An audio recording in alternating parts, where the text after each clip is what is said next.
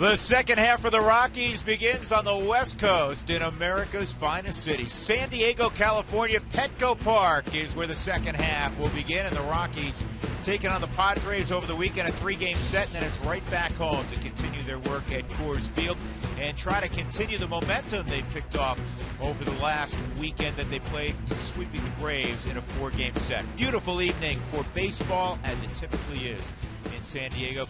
Glad everybody is along with us tonight with George Frazier. I'm Drew Goodman. George, the Rockies played very well going into the break, and they were led by those two guys that you'd expect to lead the way. Troy Tulowitzki, who's just played phenomenal baseball the last couple of months, and Cargo has really heated up. Well, I think the interesting thing is both guys are healthy again finally. Troy's healthy, so now you're seeing him drive the ball and trust in the hip more than anything. I think after the labrum surgery, he's comfortable driving the baseball, and that allows him to sit on the back leg much longer. And then you're seeing the results of it. I mean, a deep home run at Coors Field, dead center field, comes back up again, left field, he drives the ball out of the ballpark. And I thought for me, with Cargo, where it kind of started to turn the corner was when he was in Arizona and he hit that ball out to left center field. He did it early in the season. This was in Miami. But then you look back and you saw what he did in Arizona. That ball's up and away from him, and it's up at 95 miles an hour. He takes it out into left center field and driving the baseball. Why? Well, the knee. If you talk to him, he'll tell you, my knee's healthy. I got a high leg kick. I can rock to that backside and get my hands in a position to hit and handle the off-speed stuff. That's the difference. Well, you think of those three guys lined up now in the middle with Cargo, Tulo tonight, and then Arenado following him. It'll be a handful for James Shields. The Rockies will send Jorge De La Rosa to the mound to begin the second half.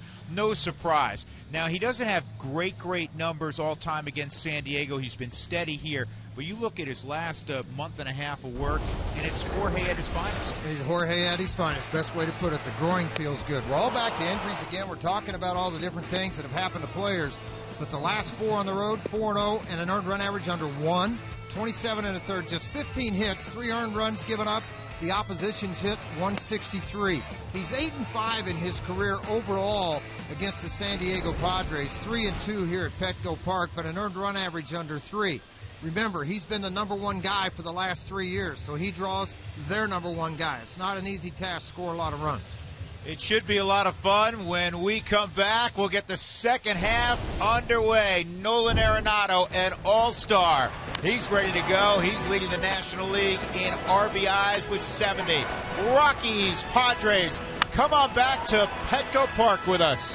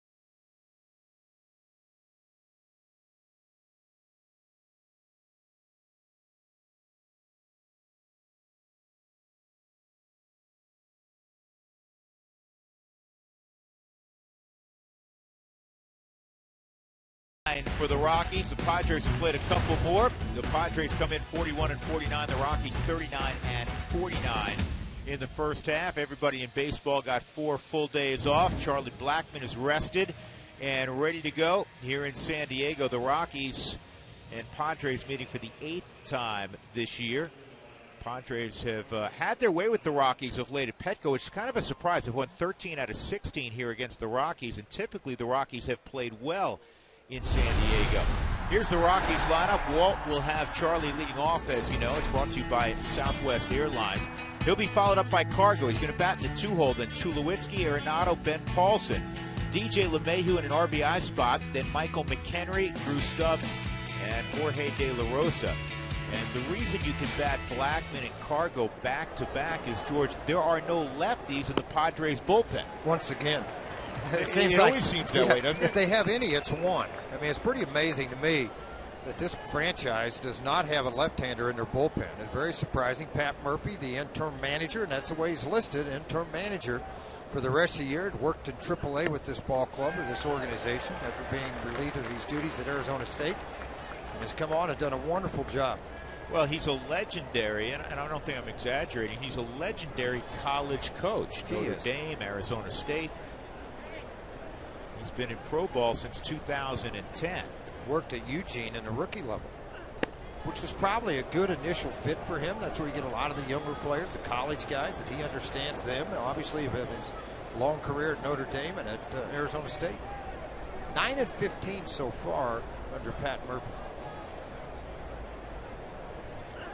Since Bud Black was let go, and that really was a shock to that clubhouse, George, and it's not a surprise. I mean, we got to know Buddy very well over the years.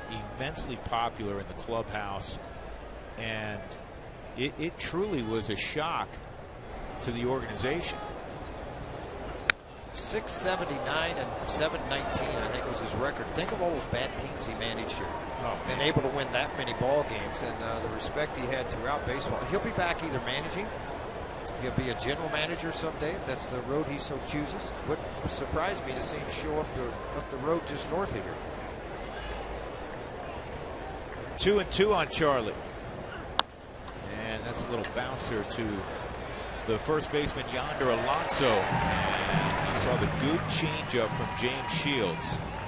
Well, you wonder, Drew, because you look at him overall. First time through the opposition below 200. Second time 245. Third time 331. Is it 8 years of 200 or more innings? He's off to that great start again on the innings pitched, 116 2/3. He's third most strikeouts at 131 in the big leagues right now. He has given up a lot of long balls, 19 in his first half, but 7-3 overall. The guy he's going to face right now, Cargo, has hit a couple of home runs against him, 6 for 14 lifetime. So Cargo's had good ABs against big game James Shields. And Cargo rips this ball to deep right field, and it is off the base of the wall, and it shoots away from Matt Kemp. Cargo will stop at second, however, with a double. And that's a great way to start the second half for Cargo. Kind of looks a lot like what we saw the final couple of weeks of July prior to the break. You know what I like is the way he's distributing the weight to the back foot because the healthy knee. He's allowed to do that, and that ball was on the outside corner and down for Cargo, and he just reaches out, full swing coverage. That's the coverage you used to see for so long, and ricochets it off right center. Kemp actually overran the baseball, had to go back and retrieve it. So Cargo's hitting 7 of his last 8. And here comes Troy Tulowitzki. Troy got to pinch hit in the All-Star game, his 5th All-Star game, tying Todd Helton for the most in franchise history. And he takes outside. So the Rockies an opportunity to get a quick jump on Shields and the Padres. It is a warm night, warmer than it typically would be in San Diego. And in batting practice in this big ballpark with the marine air, the ball actually was really jumping. That's outside, 2-0. Pretty good night to picnic out there in center field also.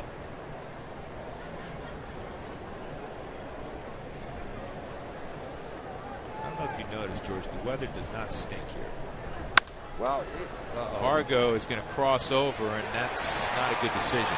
Yeah, once he started, couldn't stop at all. And The play by Will Middlebrooks, a guy that hasn't played a whole lot of shortstop, normally a third baseman, but because of the left-hander on the mound, they're trying to load up with as many right-handers in their lineup as they can. Cargo took a big lead, and it was a high hop, 2 hops right to Middlebrooks, easy play to Solarte, and a tag of play.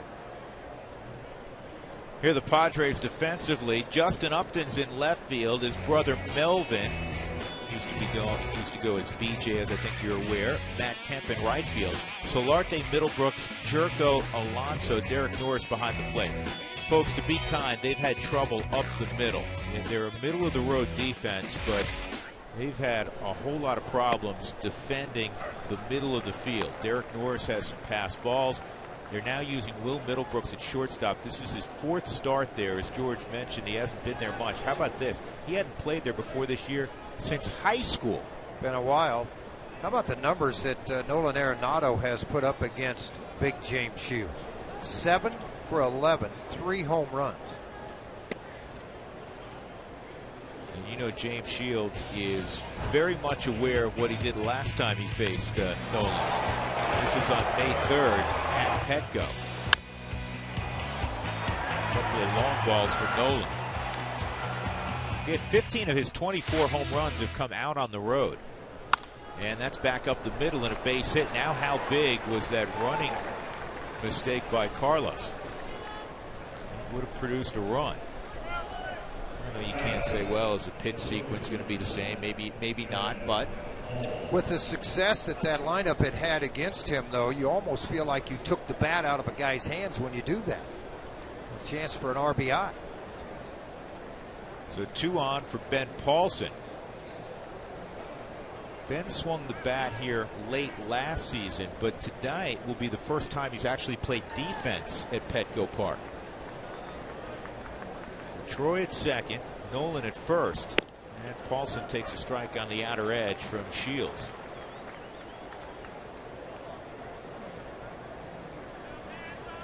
Very, very solid numbers for Ben Paulson. Got an OPS over 800. You'll take that.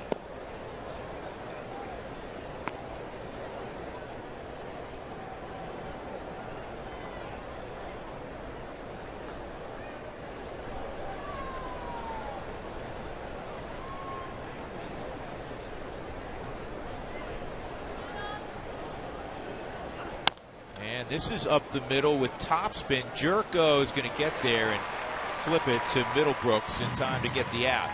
So the Rockies had a couple hits. They'll leave a couple men on. They do not score in the first. Back in a moment.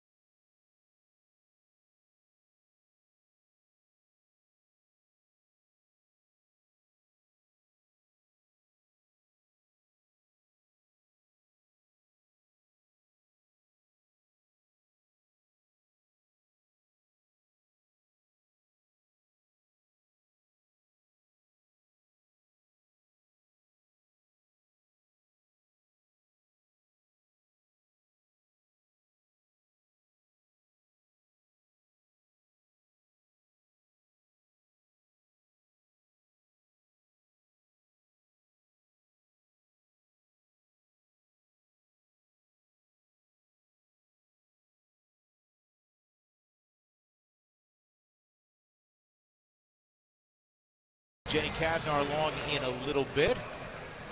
On a pretty San Diego evening. Yangervis Solarte is going to lead things off for Pat Murphy tonight. That's strange, man. I'm so used to seeing Bud Black. I almost caught myself saying Bud Black there. And here's the lineup tonight for Pat Murphy.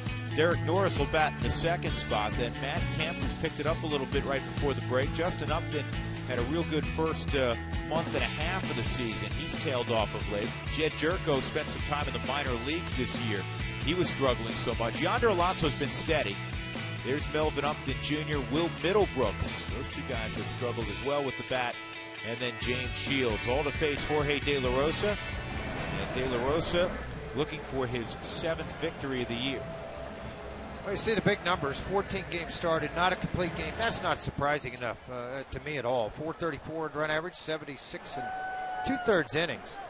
The strikeouts, the home runs diminished the opponent's average at 244, but what he has done of late out on the road, 4-0, and the opponent average under 200, earned run average under 2, has been outstanding for this ball club. He's had 8 starts at Petco. Personally, he's gone 3-2 with a 293 earned run average. The Rockies are 6-2 when he's on the hill here.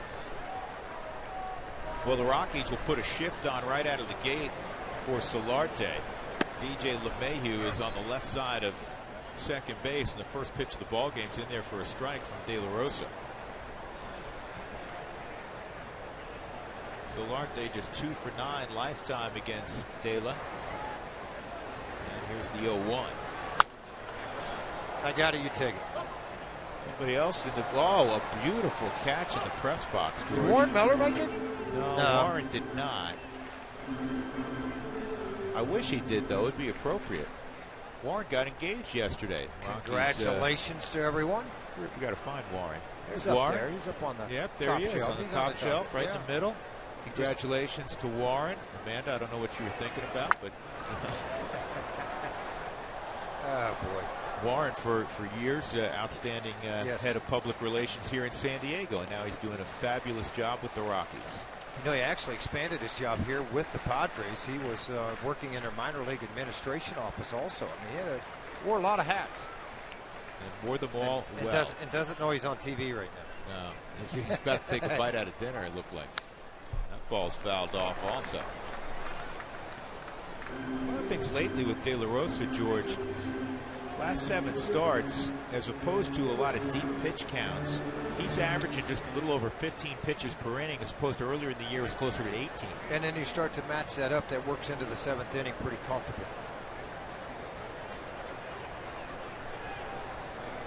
And it's important in particular for him to limit the pitches, because that finger is going to bother him throughout the rest of the regular season. It's not like it's going to heal in 4 days. Right. I think it's better when you have a little humidity on your finger, not the dryness. You know, when you have to pitch in a really dry air, it makes it a lot more difficult for them. By the way, if you're wondering, just Drew and I talked about this a little bit prior to the ball game. That bat went a couple of pieces. You're saying Michael McHenry's behind the plate. You think, well, Hundley's hitting 300. Things going. He's caught De La Rosa very well in his starts and handling. But not only that, he's hitting 571 against James Shields. So there were some factors involved of why he's behind the plate tonight. And the number one factor, he has developed a really nice chemistry with De La Rosa. And it's not to say that Nick hasn't, but they're just riding this out. So Nick will catch tomorrow against his former club and Sunday. It's not a knock on anybody. I mean, you know, they say, well, hey, why isn't he there? He's your guy. Hey, some guys just get along better with other guys. Trust me, there's 25 guys in a locker room. You don't go out to eat dinner with all 25. I mean, you get along, you're fine, you're in a locker room, you're there to win a ball game every single night.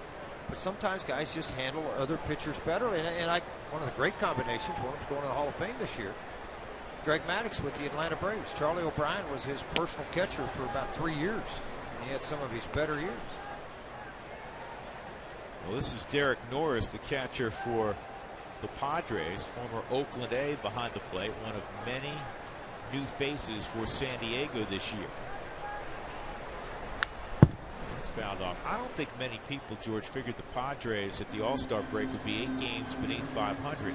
They got a lot of names, and sometimes those names don't perform up to their previous level, shall we say. Well, I think a lot of times too, and I mean that led to Bud Black and AJ separate ways of going different ways, but everything can look good on paper, but then you got to go play the games.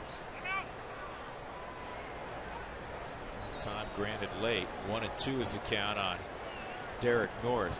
They have struggled so much looking for a leadoff hitter, George. They've used 9 different players in the leadoff spot. Derek Norris, catcher, has hit there 4 times. Surprising, too, with an average of 233. Swung on and missed. The breaking ball fans Norris. 2 gone.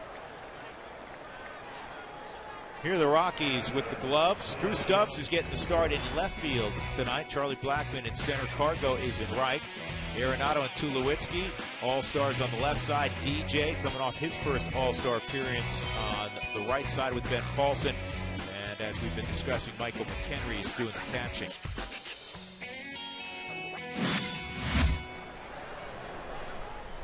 Two outs. Here's Matt Kemp. Matt started out well, average-wise, but since May 1st has struggled. He did pick it up in the games leading into the break. And he's hit well against De La Rosa in his career. 409 average with 3 home runs against De La. In fact, these next 3 will determine, I think, the outcome tonight for De La Rosa. You have Kemp hitting 409 lifetime against De La Rosa, Upton hitting 375, and Jed Jerko 12 for 18. Yeah, I don't get that. This ball's hammered to deep left, and it's going to get on out of here. Well, we just talked about it. Matt Kemp has swung the bat against De La Rosa throughout his career.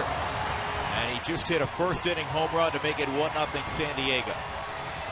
Part of the thing with James Shields, when his first 8-10 starts, he did not get a lot. He got a ton of run support. His last 5 or 6, he has not. Well, this gave him some run support early. 4th career home run against De La Rosa for Matt Kemp.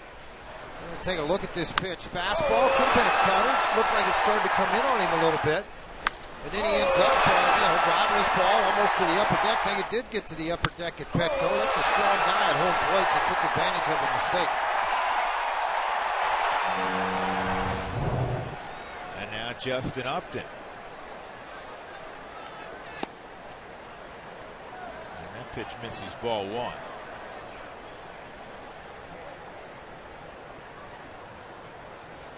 Upton leading the club with 14 home runs, 48 driven in.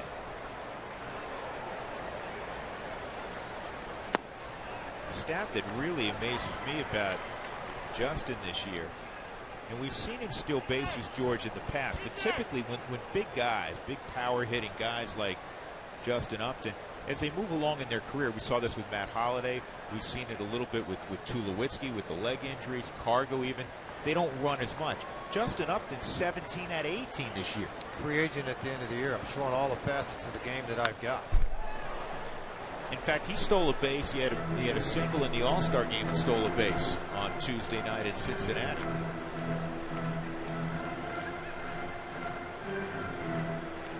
Really struggled the last 11 ball games prior to the All-Star game. 4 for 41. With no home runs and just 2 RBIs out of those 41 at bats.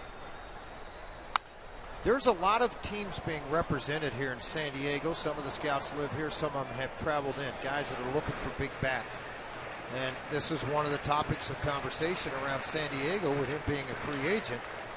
And, some teams are okay with renting a player for 2.5 months if it could be the guy to help him get him into the playoffs that is in dire needs of trying to win. Some teams are not. Here's the 2-2 on Upton. Big curveball, and that's fouled off McHenry. It didn't look like it felt too good. Catcher's interference. Oh, it hit his glove. That's why it didn't look like it felt too good. So it is catcher's interference. Now, catchers a lot of times will creep up a little closer underneath the hitter to allow them to get a better look on the curveball and to hold it into the strike zone. He caught the bottom of the glove. How about this? See how he's creeping up in there trying to get a little bit closer, so if he swings and misses or doesn't swing, you can hold that breaking ball in place. Look at Upton. Why do I get to go to first? Really? I hit his glove? Oh, okay, I'll go to first. Jed Jerko at the plate. Again, Jerko, ever since that rookie year when he hit 23 home runs and he got the nice size contract, has really had problems offensively, so much so that he was sent to AAA for more than a month this year. But he's never had issues for whatever reason against De La Rosa. 12 for 18. He's always displayed the ability to hit the ball out of the ballpark. To me, he's never hit for average.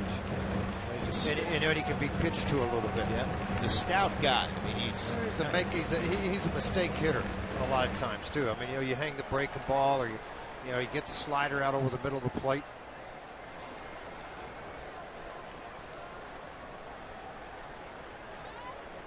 One and one on the University of West Virginia product, and this ball's lathered to center field, and Jerko has done it again against De La Rosa. Unbelievable. If he faced Jorge every night, he'd go to the Hall of Fame. 13 for 19, and he just hit a 2-run home run, and it's 3-0 Padres.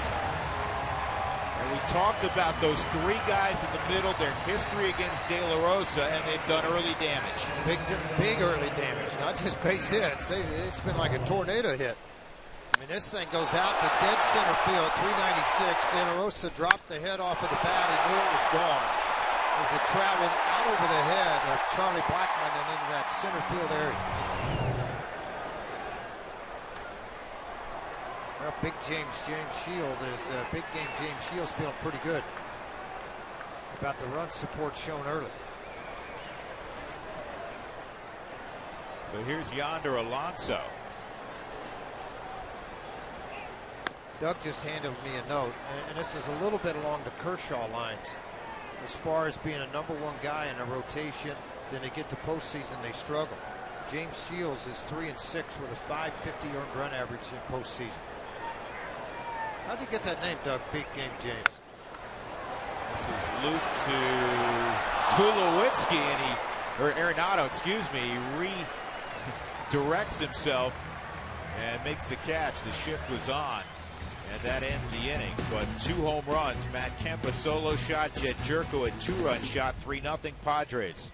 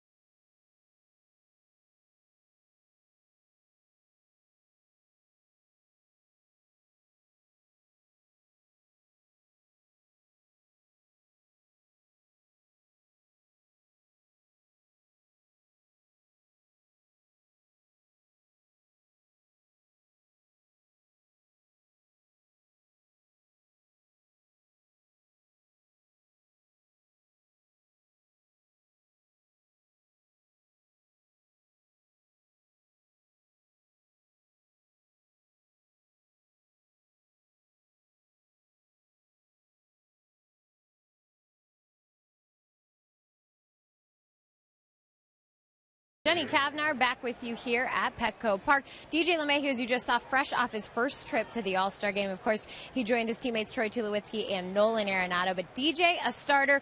Nolan, he got to play a little bit in the game. And for both of them, the moments that were the best happened off the field.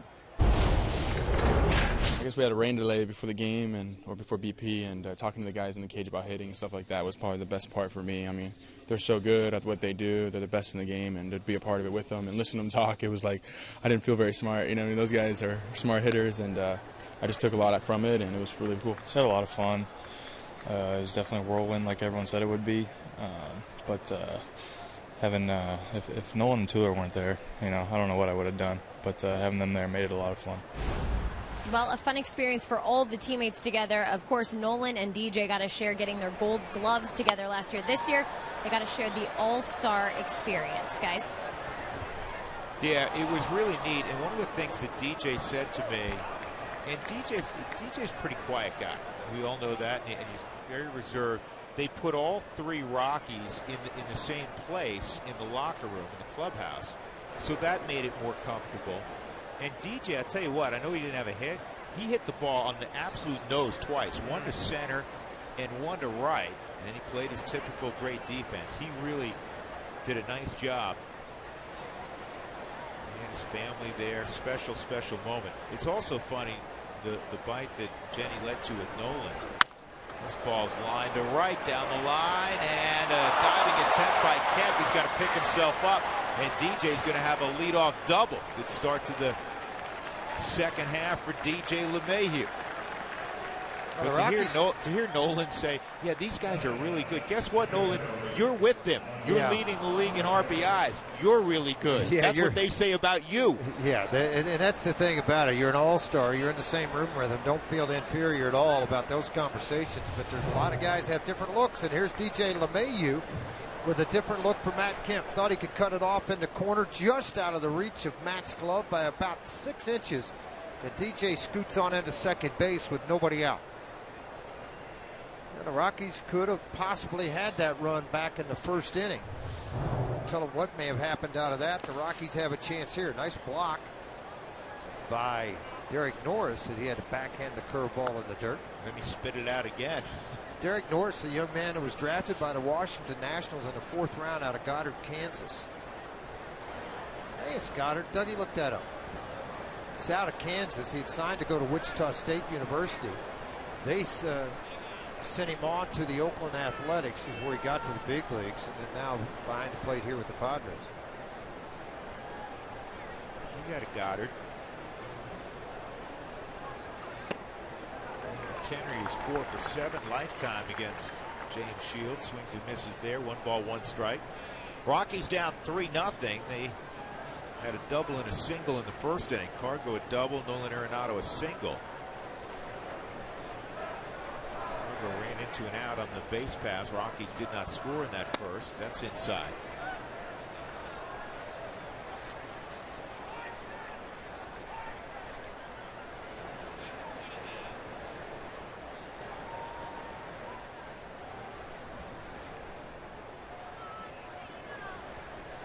Mike McHenry saying before this bat's over, I got to at the very least have DJ LeMahieu on third base. A little different here with Mac hitting 7th in the lineup. You have Stubbs next, but then of course you have the pitcher. You know, and there's nobody out, and that's right. You're in the bottom part of the lineup, and that's why I think in his mind right now he's thinking RBI more. Hit it to the right center, but I'm going to try to drive this run in. That's where it changes a little bit based on where he is in the lineup. Good swing there at a heater. Yeah. It showed up in a location he was looking at. Well, I mentioned he's 571. Against Shields in his career. Another one of the reasons he's in the lineup tonight for Walt.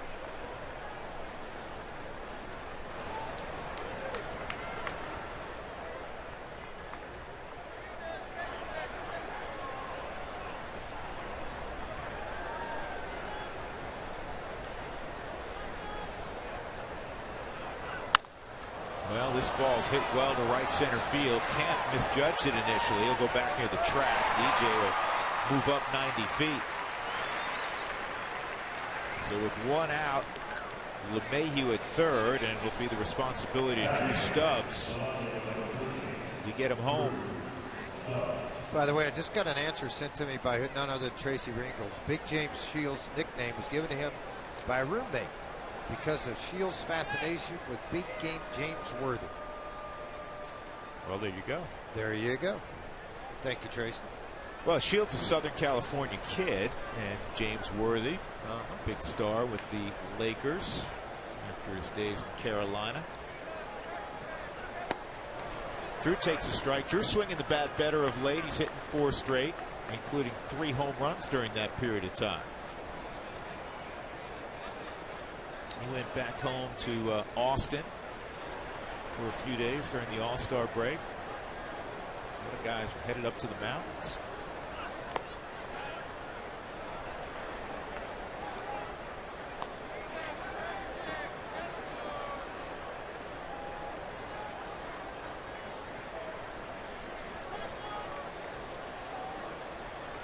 important for the Rockies to cash in this run, especially after that first inning where they fell behind 3-0. 2-1 on Drew, a product of the University of Texas.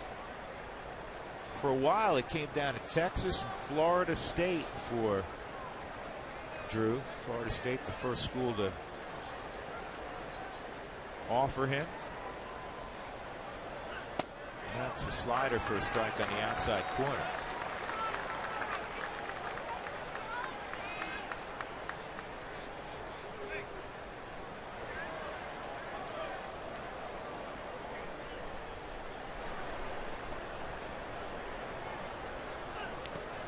Good block.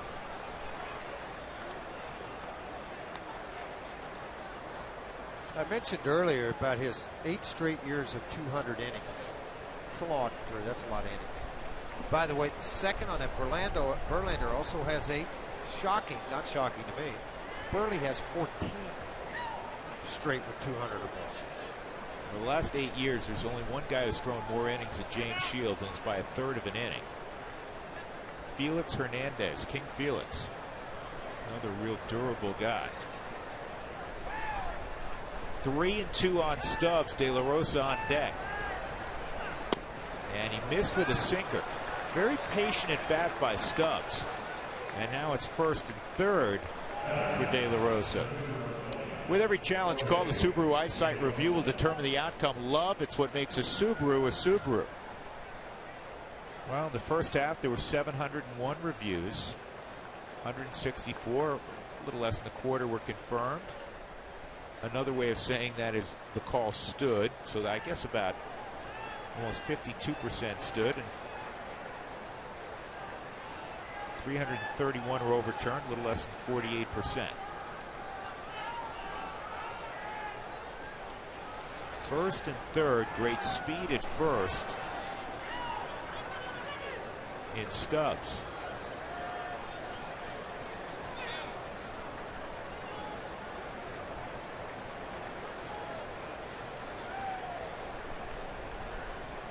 More stolen base attempts against Derek Norris than any other catcher in baseball. 83 is what Dougie gave me a minute ago.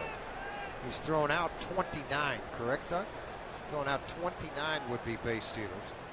But I don't think you run a risk here of running yourself out of the inning. If all of a sudden Dela doesn't get it down, he misses, they throw you out at second. Now you got 2 outs and a runner at third and a pitcher up.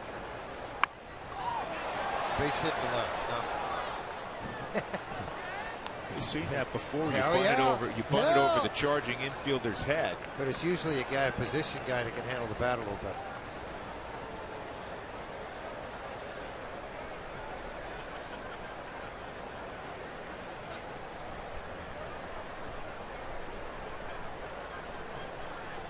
You want to get fancy, George, with Stubbs at first. I don't know if you do it on this count, but you could go to the slug bunt and send him at the same time. Get guys moving everywhere.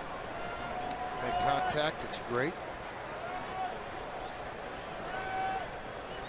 Shields is one of those guys that's always around the strike zone. He's typically.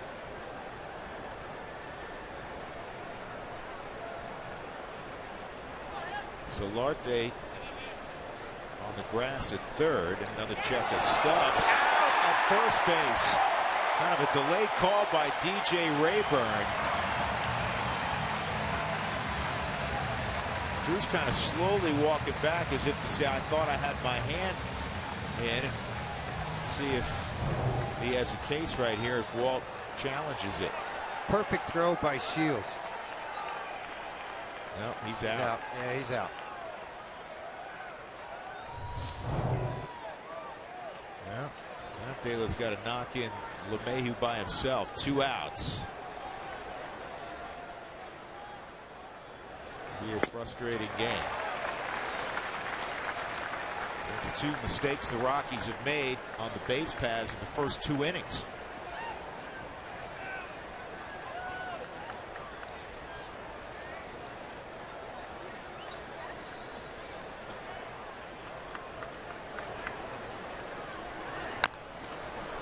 New Britain lost tonight. They got beat 7-3, 44-47 overall now. Carpenter took the loss. New Britain had that unbelievable start. Well, you got to remember, Trevor Story was there all the time. Everett Badal was healthy. They were playing great. Flondy, who's in the big leagues with the Rockies right now, was 5-0. I mean, that team was loaded up pretty good. Yes, they were. About the minor leagues, guys change teams. James Shields strikes out De La Rosa. And a frustrating frame for the Rockies again on offense. LeMahieu's left at third. 3-0, middle of 2.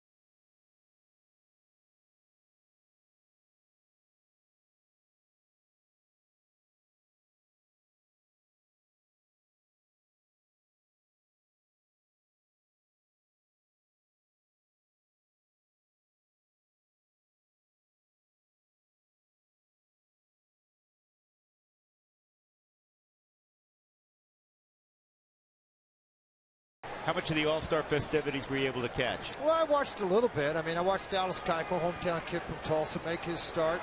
Greinke do his thing. Tried to catch as much of the Rockies as I could, but it was pretty busy around the household. I had one grandson. I got to say, I lost a bet, Drew. It was a big bet. Another one? I lost a bet. So my grandson, Easton, who lives in Fayetteville, Arkansas, they win at 12 o'clock against a team from Kansas City. They're playing in, and you know all this Little League World Series now. I don't know. It's Global World Series. Right. That's what it's called. So I jump in the car at noon. I take off flying. I get to Fayetteville, which is actually in Bentonville. Drove into Bentonville right at game time. And my son Brian says to the team, if you win this game, Popo will say your name on TV.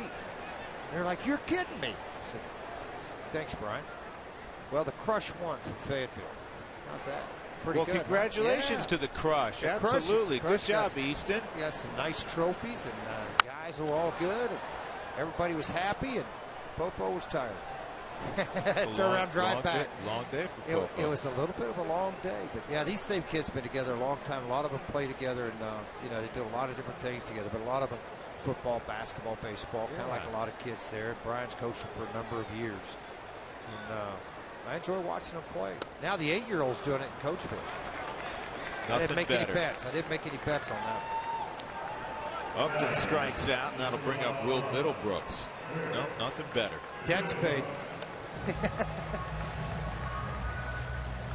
the former Red Sox, Will Middlebrooks, comes over. You look at this lineup tonight for the Padres. Derek Norris is new, Matt Kemp new, Justin Upton new.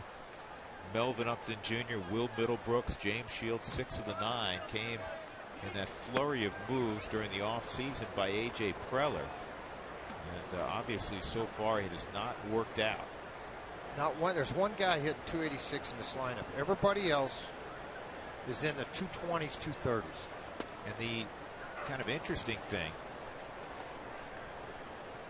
is that the Padre offense was awful last year. Yeah. Now, they play in a tough place to hit. We understand that, Petco Park. But they made so many moves, the Kemps and the Uptons and the Middlebrooks, and Will Myers is hurt on the ground to Nolan, not where you want to hit it. Long throw on the money, beautiful play. But George, the numbers are not appreciably different with all of these big names offensively than they were a year ago. Look, the batting average is a little better. The run's a half a run better. Hit a few more home runs. But, overall, it's not like they went from a very poor offense to one of the league's elite offenses. And you would have thought it would have been a bigger jump. And what's interesting is they're one of their most consistent offensive players, Justin Upton, big star, right? Huge year last year in Atlanta. He's hitting, you'd say, well, it's Petco. Justin Upton's hitting far better at Petco than he is out on the road. He's barely hitting over the Mendoza line out on the road. Here's the thing I ask all the time. I go back to the Cardinals when they played in the old ballpark, and it was huge. They built their ball club. They built their ball club around a lot of speed. This has always been a team ever since you go back and Phil Nevin and Klesko days where they hit all the home runs in the old ballpark. They tried to bring that here. It didn't happen. And they're still trying to go for all the home runs, and it's not going to happen. You got to have speed in this, in my opinion. You just got to have a lot of speed in this ballpark. And you have to manage with a lot of hit and runs, bunt and runs, steal base, do things. And you're going to have a couple of boppers that are going to hit 15 to 20 home runs. Matt Kemp could be that guy. He could be the one guy that might hit 20, 25 home runs in here. 1-2 on Shields. 2-2. I just can't believe more and more pitchers don't want to come here and pitch. I mean, every free agent, I'll take the discount. I'll come here and throw. Well, listen, James Shields came here. Yeah. Well, he was kind of out on that totem pole. There wasn't a lot of spots left. And he's from this area, and I think all along he wanted to come back home. He lives here. He went, and De La Rosa strikes out 2 in a 1-2-3 seconds. We'll move on to the third. 3-0 San Diego.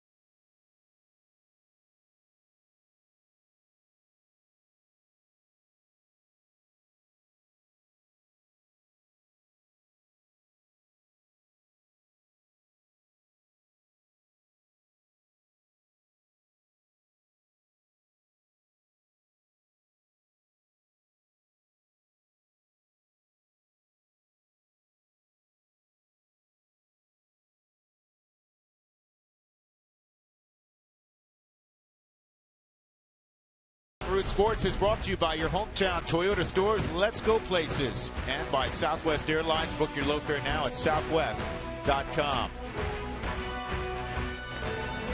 Padres beginning a 10-game homestand as you look at Coronado Island off in the distance.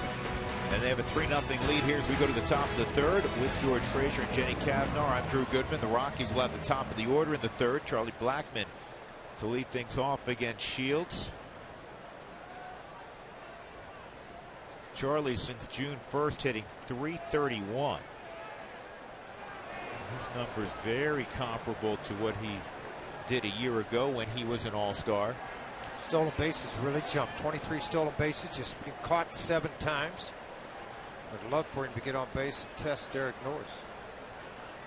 We were talking earlier, Frage, about the fact that San Diego's been in search mode all year for a leadoff hitter.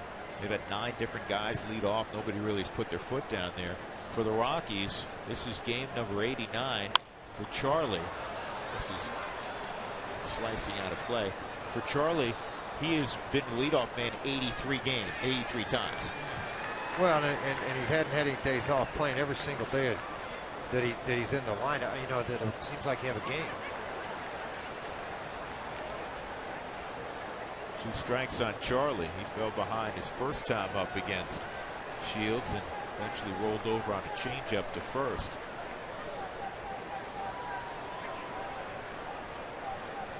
Shields will give up some home runs. He's allowed 19 this year. And that's right there. He went right after him and struck him out with a fastball on the inside corner. Second strikeout for Shields. And that'll bring up Cargo, who doubled against Shields in the first. Who wants tacos? When the Rockies do score 7 or more in a game, go to participating Colorado Taco Bell locations. Make sure you do it between 4 and 6. Get your Rockies taco special. Live Mas at Taco Bell. It's always great to have our friend John Reynolds down. Yeah, JR came down to see me. He normally doesn't leave the confines of Los Angeles. It's a contractual thing, but he's made his way to San Diego, and it's good to see him in the booth. Hi, JR. All for you, George, huh? That's inside. Well, I haven't been to LA in a few years. He came down to see me. I knew there had to be a reason. You think LA's closed? It's actually like 2 hours. That's outside. 2-0. Now, you see Cargo, he took that pitch on the outer half of the plate, drove it to the base of the wall in right center field in his previous at bat. Both these pitches, one in, one away. See if he goes off speed. He's going to go change up, isn't he? That's what he did. Change up, and it's outside. 3-0. And the way he took that pitch, George, I think he was sitting on the changeup. Well, it seemed to be. It's a high leg kick now in the comfortable way of being able to distribute that with a high leg kick. And they're going to try to pump a fastball in on the hands. And that's inside. So a 4-pitch walk to Cargo. So again, the Rockies have a base runner. They had 2 in the first. They had a couple base runners in the second as well. League leaders brought to you tonight by your Colorado Hyundai dealers. Career average in the second half. Albert Pujols leading. Miguel Cabrera on that list. A lot of big names. Mauer, Cano, and there's Tulo, a lifetime .316 hitter after the All-Star break. And he wasn't too shabby before the All-Star break. No, he wasn't. He's swung the bat very well all year long and has been extremely hot of late. 49 RBIs now to go along with that average. That Sunday blowout win over Atlanta to complete the 4-game sweep. Tulo hit a 3-run home run.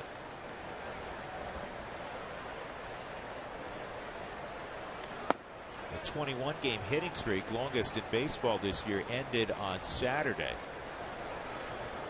Troy is still, he had walked in that Saturday game, so Troy's still reached in 38 straight games, one of the longest stretches in Rockies history. Michael Kadire has the longest at 46 straight. 1-0. In there, 1-1.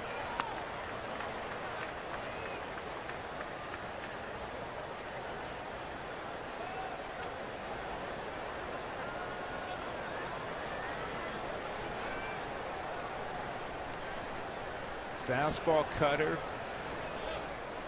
curveball, changeup, the repertoire for Shields. He's got all the arsenal. And the thing was, he goes out on the free agent market. Kansas City's a small marketplace, but yet they'd love to have him back, but they didn't pursue him very hard. So what's that tell you about them? They're trying to win the American League. They're trying to get to the World Series and win a World Championship. They felt they had ammunition at a cheaper price that they could go after, and they did. Chris Young's done a nice job for them. They're getting Chris Medlin back also.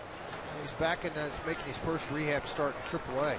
So he's getting closer and closer to being ready, along with Beachy's also another guy that with the Dodgers that's making some rehab starts.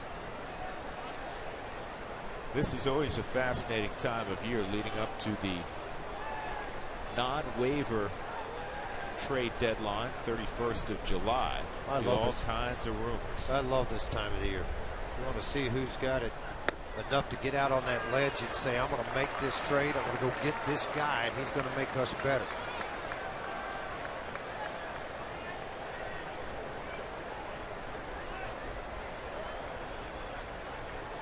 Nolan on deck.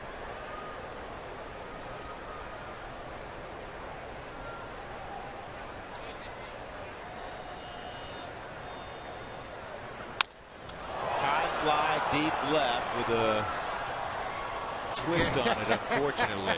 He was not really, anticipating that. No, really. We'll get these tables. We'll have a nice evening at the ballpark. We'll be safe from any those foul are like balls. luxury seats. Look at how padded, and got the gold here to match up everything with the Padres. And I think they give those seats away as kind of, you know, like the celebrity seats or something. Oh, this will be great. Isn't this comfy to watch the game? Incoming.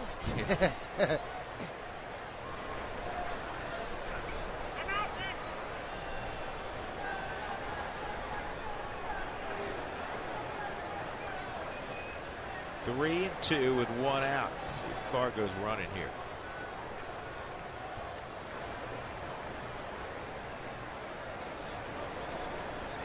Not going, and it's inside, ball four. So back-to-back walks. That's one thing I noticed, George, in looking at all the numbers on Shields. Historically, a great command, and this year's not different, but he has walked a few more than he has at any point in the last 5 years, that's for certain. 3 walks in the ball game for him already. You're just in the 3rd inning. Here's what Drew's talking about. The first 12 ball games this year, a whip of 121, walks, hits versus your innings pitched. The ERA at 3.58. The record of 7-0. And in the last 7 games, he hadn't gotten any run support. 2.61 runs per game. Prior to that, when he went 7-0, he's getting nearly a little over 7. That's now 39 straight, by the way, that Tulo has reached in. So he's edging closer to the mark by Kadire. There were a couple of 41s that were over a couple of seasons. 41 reaches in a row. Helton between 07 and 08. The Big Cat, 96 into 97, reached in 41 straight. We talked about the walks versus what Shields has done. The ball strikes aren't very good in this game either. That is 29 strikes, 22 balls so far. You'd like to see that ratio much better. And Nolan thought that ball was in. You can see the scowl on his face. Look at the 4th strike zone, and it's looks like it was well in.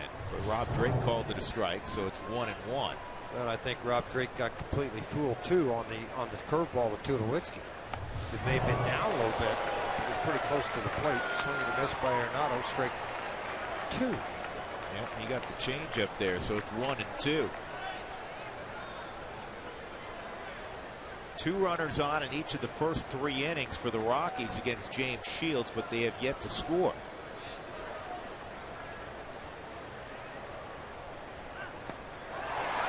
And Arenado strikes out. Now they're 2 gone. It'll be left to Ben Paulson.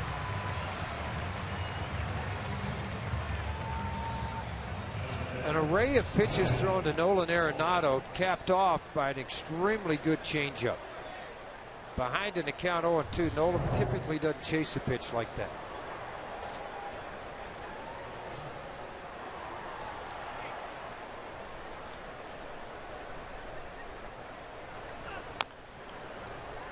Paulson fouls that off.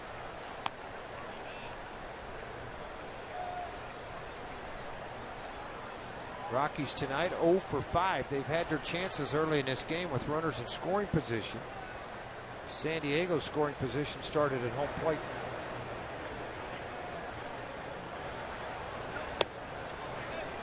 Ball and a strike on Paulson.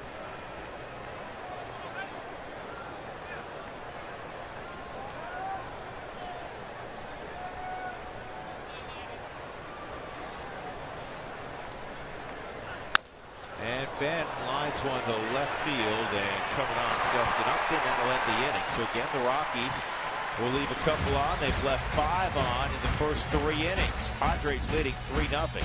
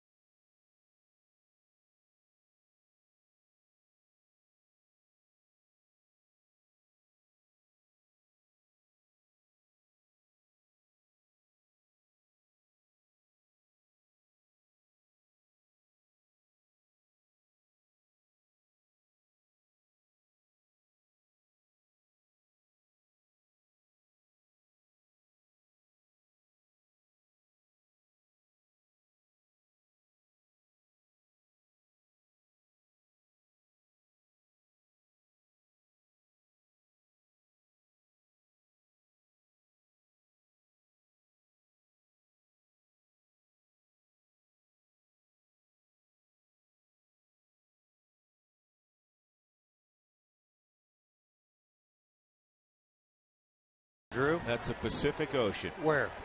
Out there. No, the Coors it's Light back that way. Cold Hard Facts are brought to you by Clean, Crisp Coors Light, the game's most refreshing beer. It's back behind you. Well, not but out it in was front on of you. that It's back picture. behind you. There's Cold Road Hard back ERA, minimum of 5 starts this year in the National League. There's Jorge at 167. Only Greinke, Robbie Ray, and Max Scherzer better. But De La Rosa gave up a couple of first-inning home runs. If you're late to the party, Matt Kemp a solo shot, and then Jed Jerko a 2-run shot. Yangervis Solarte leading things off in the 3rd. He is at the top of the Padres lineup this evening. Grounded to short his first time, and he hits that off his leg. Ouch.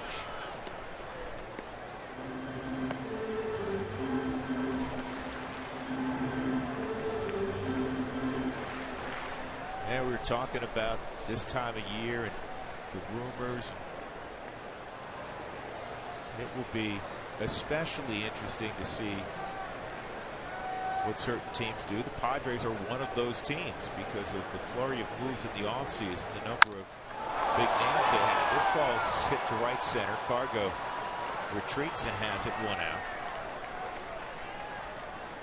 I want to remind everybody the Texas Rangers are coming to town this next Monday through Wednesday. Get your tickets now for that series as interleague play comes back to Coors Field next week. Albuquerque trails 4-2. That ball game's in the top of the 7th, playing against the Mets AAA affiliate, the Las Vegas 51s. George Urgent started that ball game. 6 innings, 4 runs, 3 earned. Kenny Roberts threw an inning. Down low, ball 1 on Derek Norris. Norris struck out his first time. Jorge got the first 2 in the first inning, and then Kemp hit one in the second deck. Justin Upton reached on catcher's interference. And then Jed Jerko, who just flat, there's no other way to describe it, he just owns Jorge. Hit one over the center field wall. 2-run shot.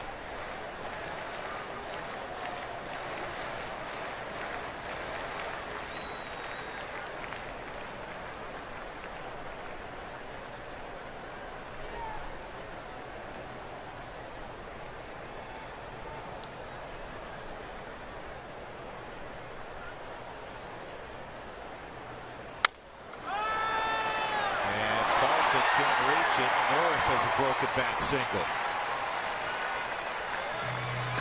Good pitch, bad result from Dela's standpoint.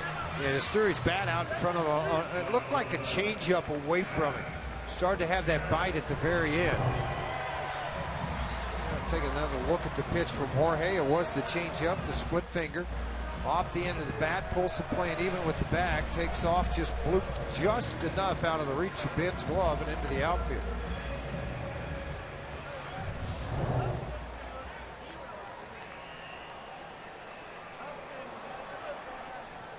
So here's Big Matt Kemp. A home run for Matt is 9th of the year. 1 on and 1 out. Well, we were talking about Tulo having big second halves. Historically, Matt Kemp has been better in the second half, and especially last year. You know, the first half, a lot of Dodger fans not thrilled with Kemp, but he had one of the best second halves in baseball last year. 17 home runs, 54 driven in, a .309 average after the All-Star break. There's so much said about Adrian Gonzalez, a great player, no question about it, for the Dodgers a year ago. But Matt Kemp carried him on their back that second half. A lot of big home runs and a lot of big RBIs. Yeah, really gifted player, obviously. And like any terrific player, immense pride. It hurt him when they moved him out of center field.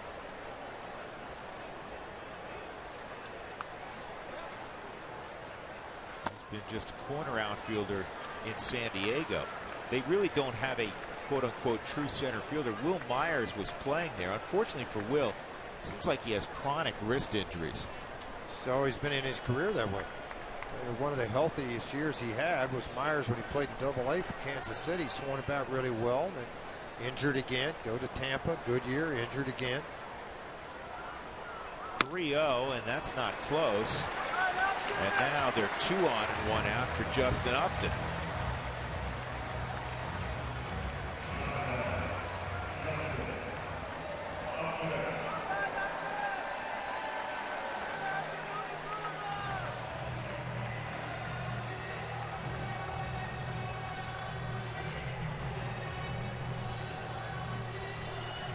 Upton trying to protect the plate, reached on catcher's interference. It was a breaking ball, and as McHenry reached for it, Upton kind of with an emergency hack reached back and ended up contacting the glove of McHenry. That's how he reached in front of the Jerko home run. And by the way, the catcher is charged with an error in that situation. But the hitter does not get an at-bat. He gets just a plate appearance.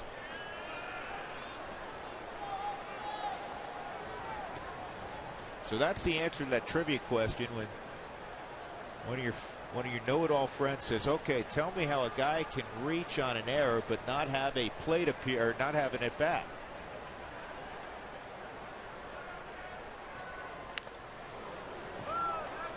Run hack from Upton, fouled off, 1 strike.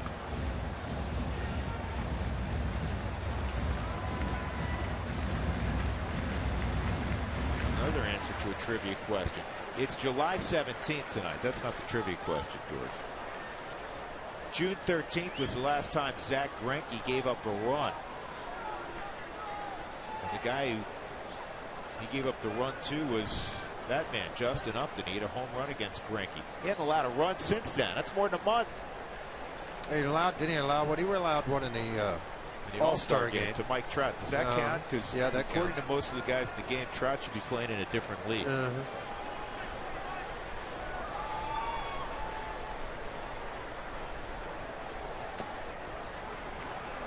Talking to Nolan Arenado about Trout, and he said, you know, nobody's surprised when he does things like that. He said he does it every day. Oh, leadoff home run in the All-Star game. Didn't you do that, something like that, the year before? I loved his line after Trout. Back-to-back MVP awards. Guy from Chevy saying, well, you want the truck or you want the Camaro? He said, well, I got the car last year. Runner going, and the throw is on the time to get Norris. Derek Norris swiping third base. Matt Kemp either didn't like his jump or didn't read it right and stayed at first. Second stolen base for Derek Norris, more on De La Rosa than it was on McHenry. Didn't get a look back, got a huge lead, and when he saw DJ LeMahieu make that move back towards second, that's when he took off. That kind of a lead made it nearly impossible for them to be able to put the accurate throw in and be able to put a tag on. And it's hard for a third baseman because you're holding your ground defensively as the ball's going to the plate, so it's a late run to the bag instead of opening up the whole left side of the infield. 1-2 on Upton. Inside, 2 balls and 2 strikes.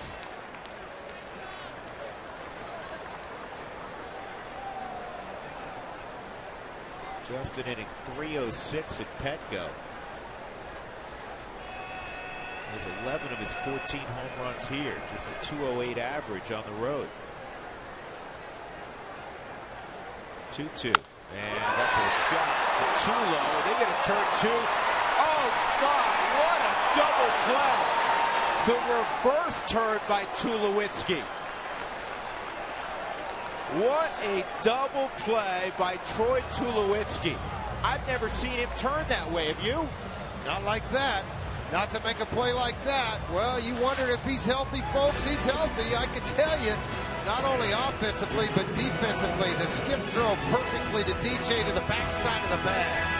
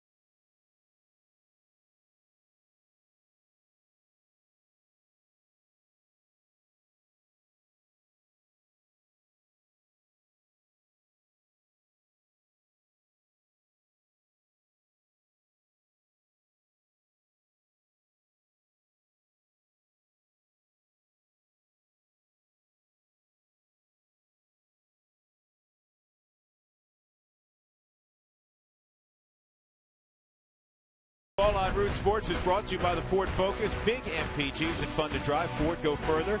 By Southwest Airlines. Book your low fare now at southwest.com. And by CenturyLink, your link to what's next. Rockies down 3-0 as they come to the plate in the 4th inning. DJ LeMahieu will lead it off 6, 7, and 8 for Walt Weiss's team. What a double play started by Tulowitzki. Fun to watch. That's all I got to say. A lot of fun to watch. LeMahieu doubled to the right field corner his first time up. Stranded at third, unfortunately. Shields has dealt with traffic in the first 3 innings. And that first pitch in the 4th inning for James is 57.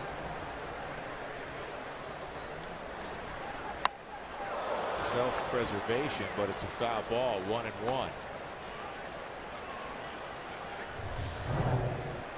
Well, look at this double play again.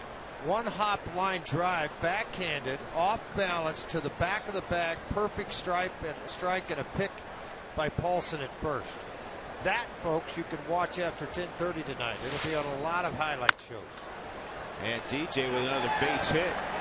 47 career games versus San Diego, and he's hit .323 against San Diego. His 100th hit. Yeah, San Diego today. He obviously has 2 hits tonight. He had 98 before the break. The only second baseman in Rockies history that had more hits prior to the All-Star break was EY. And obviously, I don't know how many games EY played that particular year. He had 99, DJ 98. Eli as a whole is a real big fan of DJ LeMahieu, trust me. There's a lot of people that are a fan of DJ LeMahieu. Here's Mike McHenry, hit a fly ball to deep right his first time up, and sliders away.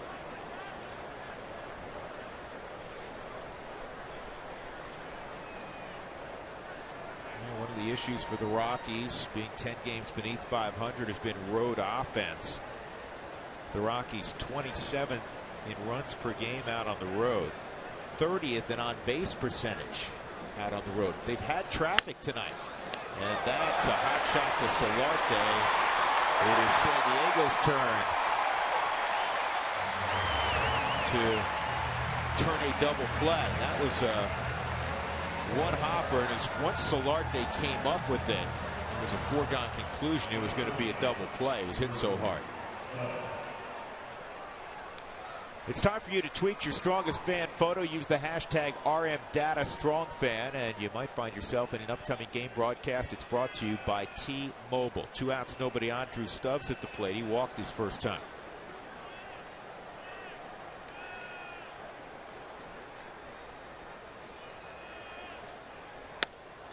And Drew takes a strike.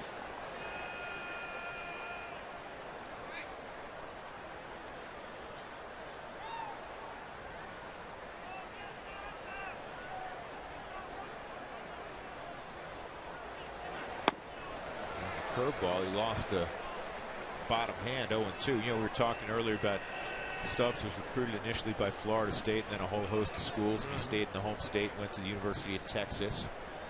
First round pick by Cincinnati out of Austin. 0-2. He went to Florida State as a sophomore. His family used to vacation in Destin, Florida, and they went down, took the trip over to Tallahassee, and was mesmerized by all the great facilities. Well, a couple years later, he went to their baseball camp. He ran a 6.5 60, and in a couple of the games they played, inter-squad games, he had a couple home runs. All of a sudden, they pulled him aside. His parents just thought you can take him home. They said, "Well, we want to talk to your son for a moment. We'd like to offer him a large percentage of a scholarship to come and play for Florida State." And he said by the time they got home after the area code games, he was being recruited by everybody. Well, that's what happens. You come out and all of a sudden you get here it's played at Long Beach State. And you get to the area code, you get an awful lot of professional teams, college teams, big time college teams that show up at area code. And obviously he showed up well while here in area code. 3-2 on Drew. We always talk about it. He's a marvelous athlete. Track star in the state of Texas, baseball star. One of those guys who could have done anything. Very good athlete. That's why teams have such an interest in him, because of his ability to cover all 3 outfield positions. He throws well, he runs well. Foul tipped on a hanging breaking ball there. And Drew has always taken great care of himself. I mean, you're never going to worry about Drew Stubbs not being ready to go in great shape.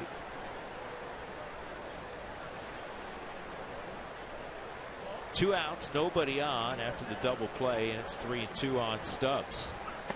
That's low, and another walk. That's a pitch, George, before he went down and worked with Dave Hadjick, worked with Glenn Allen Hill. That's a pitch he swings at. No question. You're absolutely 100%. He went down, a little less pressure, stayed off of it, doesn't chase the inside fastball. Very nice job. And it's a big walk. I mean, listen, is there a strong likelihood the Rockies all of a sudden are going to score here with 2 outs to pitch up? No. But they flip the lineup over. You get Jorge cleared here in the 4th inning. It's a good National League at bat for an 8th place hitter. And I can guarantee you Drew will not get picked off this time either. No, they got an anchor on him right now.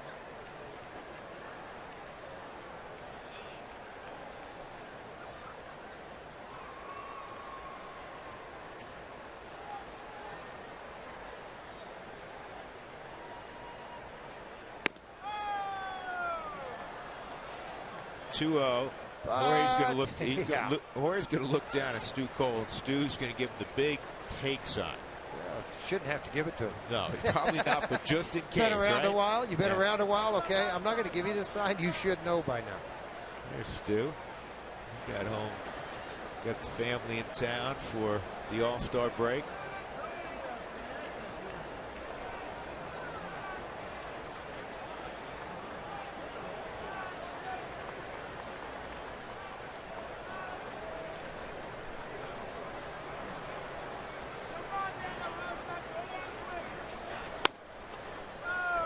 Taken all the way, and it's 3-0.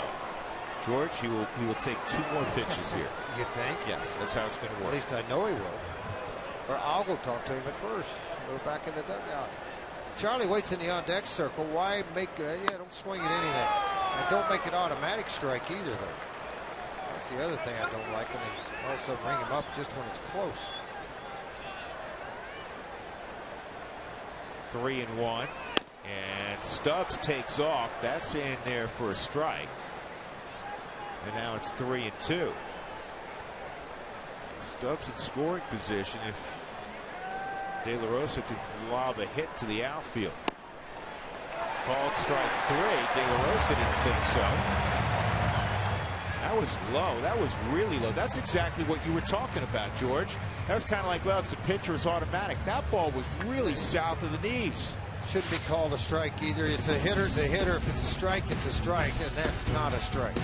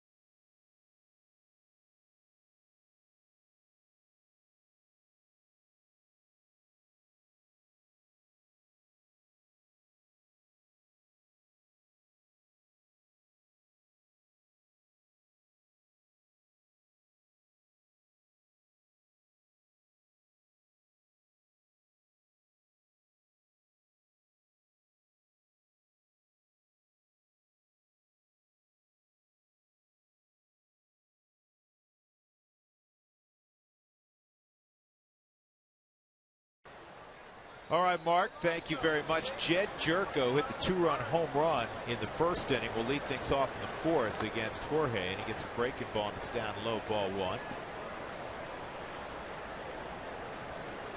Jorge's talking to himself a little bit, going, all right, wait a second, dude. All right, let's have a conversation. Was that the same pitch you ranked me up on? There's a good sweeping curveball. It's 1-1.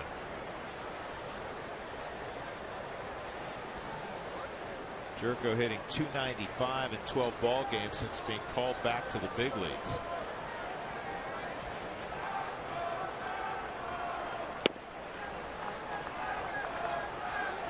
Two and 1.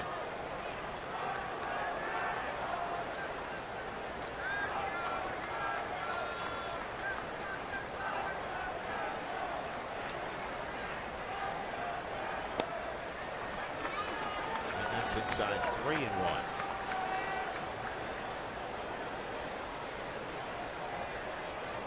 Rockies tomorrow will have Chad Bettis going. Sunday's TBA. Rockies will make the announcement tomorrow.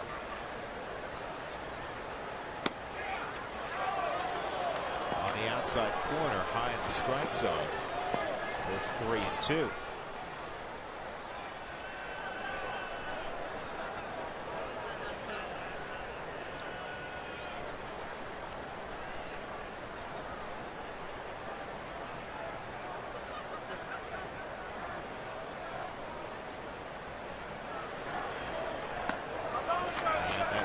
So Jerko walks to lead off the fourth.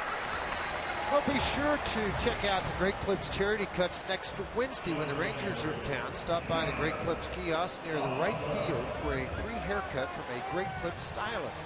Promise it won't be Drew. With all donations going to the Colorado Rockies charities, Great Clips has been in a relationship with the Rockies for a number of years, and it's worked well. So hopefully you'll stop by next Wednesday at their kiosk in right field. Get one of those great haircuts. I go to Great Clips all the time, George. Doesn't take them long to clean me up. You know what I'm saying? My haircuts don't take as long as they used to. They don't? No. Yonder Alonso at the plate. Check on Jed Jerko.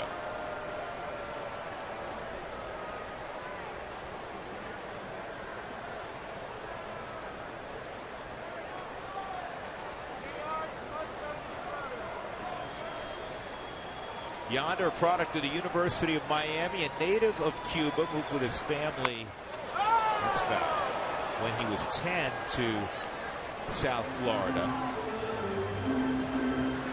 Yonder, very close with Manny Machado. And one of the big reasons why Yonder's sister's married to Manny Machado. You didn't know that, did you? Yeah, I did know that. And I knew you were going, and I thought you'd have some other story besides that one. Well, I want to tell that one. Okay. Well, he's hit 500 against the Rockies this year in 2015. 12 for 24. Doesn't get that slider for a strike from Jorge. He's actually hitting better against lefties this year than he is against righties. Slightly over 300. Seen an awful lot of curveballs from Jorge. This time fashions the slider against the left-hander.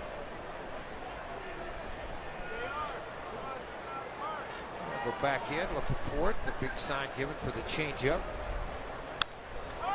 It's one thing Jorge will do with the changeup. He'll jump it to 87.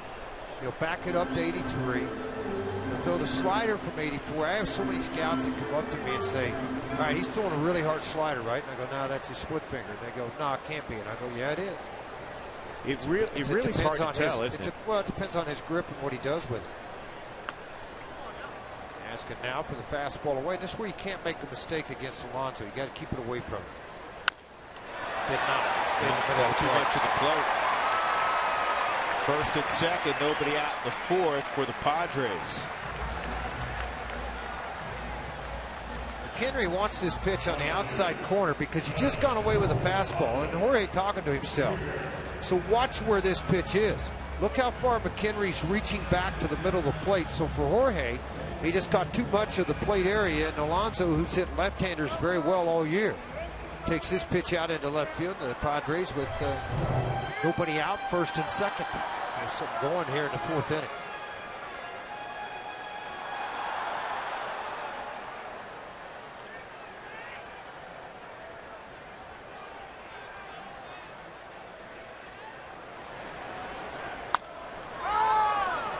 That's fouled off by Melvin Upton.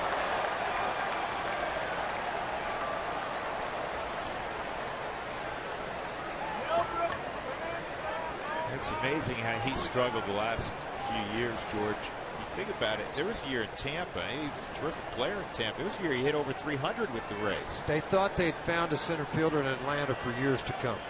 And then when they were able to make the trade with Arizona and bring his brother at the same time, big numbers they thought coming from both. You know what, half of the brotherhood lived up to it.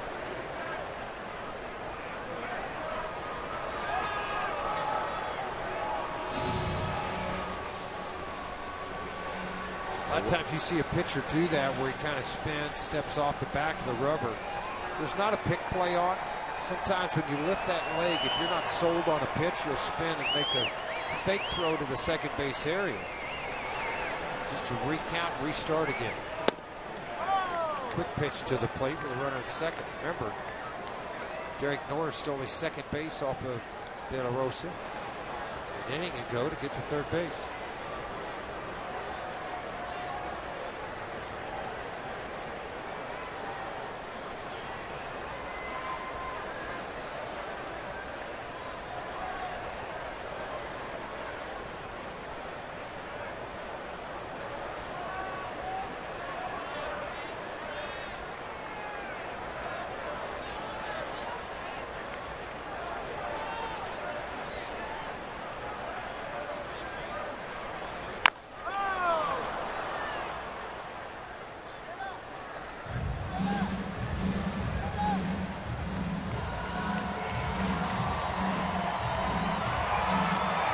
Two strikes on Upton. One of the guys that went from San Diego to Atlanta was Cameron Maben. He's much closer to his folks and his family, his children in Asheville, North Carolina, where he grew up. And he was telling me last weekend it's made a world of difference for him. Cameron Maben's finally having a really good season.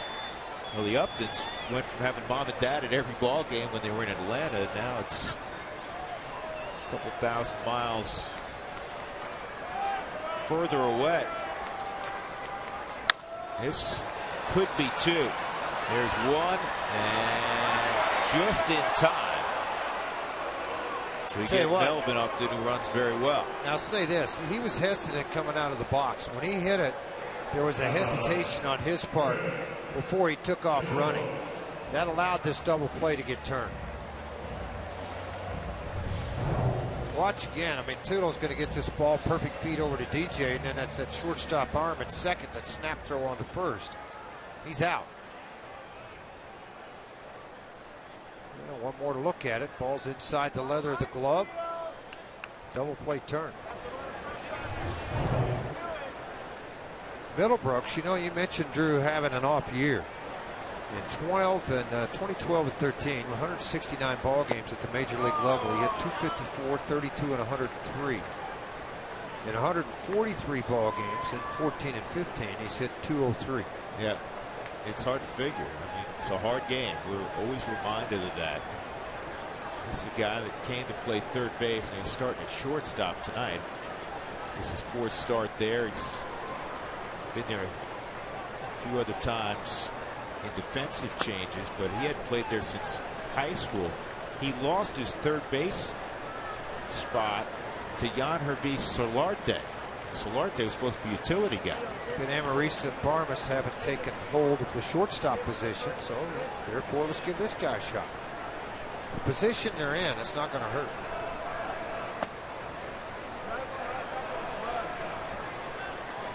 Balls and a strike. De La Rosa trying to be careful. He wants to get Middlebrooks, obviously, but he has a base open and the pitcher on deck. 2 outs, and Jed Jerko at third base. 3-0 Padres. Kemp home run, 2-run home run by Jerko, all in the first frame. Hits are even at 4. Rockies have left 6 on.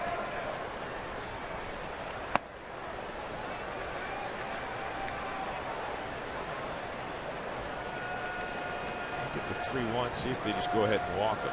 Haven't yet. Sign had come out of the dugout from Walt Orr. I kind of thought Steve Foster maybe might give a little drop a hint to it. Walt's like, no, let's go. Change up and a beauty, 3-2.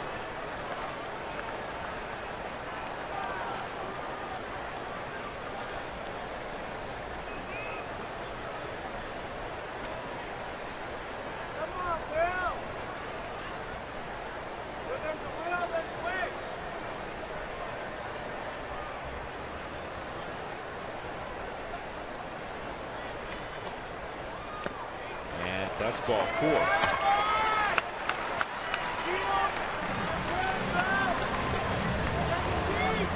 The first and third, and James Shields is struck out. Swinging will come up.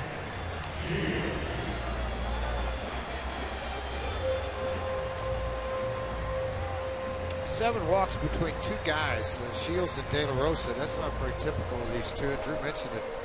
Shields a lot of walks. He's walked 4 in 4 innings. De La now 3 and 2/3. Both have given up 4 hits.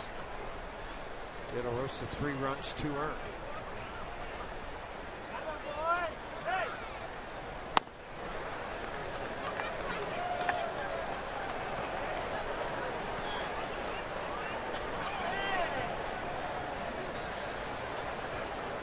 Got a good athlete at the plate. De La Rosa's aware of that.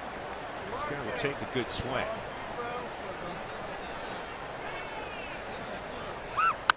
And that's not a typical pitcher hack. He's a good athlete. I mean, that's where you got to watch what you're doing. You can't just give him a feed fastball and say, here you go, swing away. You still got to pitch.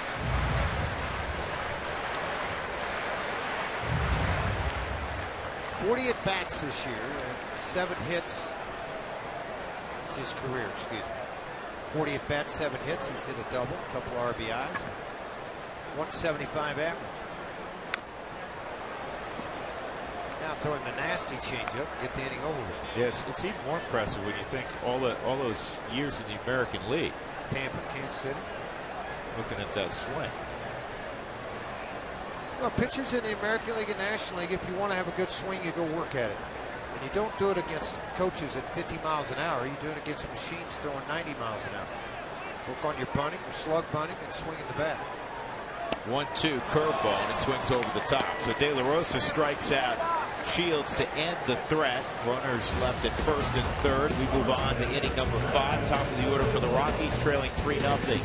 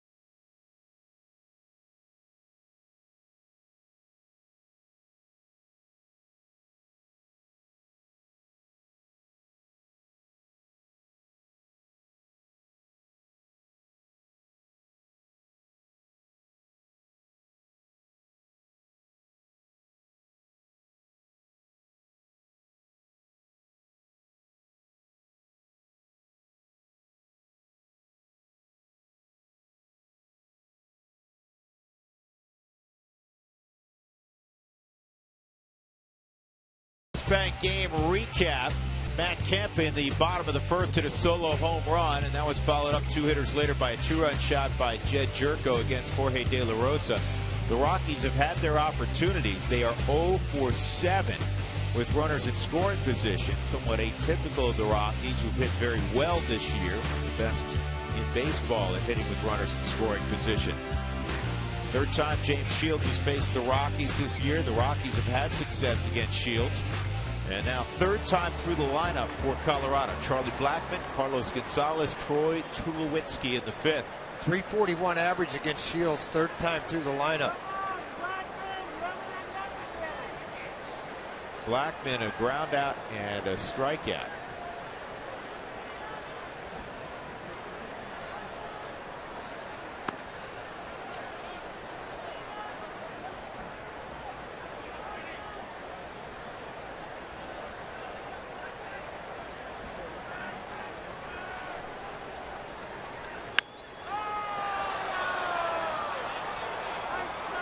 Ball and a strike. Charlie scored 52 runs so far in 2015. That's tied for 6th best in the National League.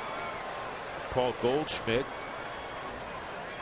not surprisingly, leading the pack in that department with 60 runs scored. Pitch probability. Well, it was the changeup, and he swung over the top of that. 1-2.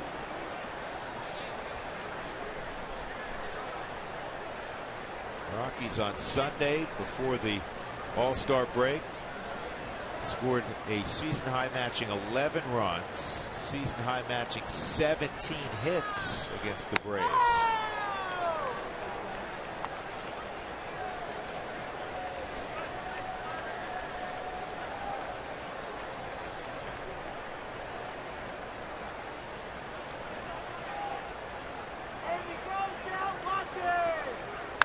This ball clubbed deep right field, way back and gone. Rockies on the board. Charlie Blackmon's 12th of the year. And it's 3-1.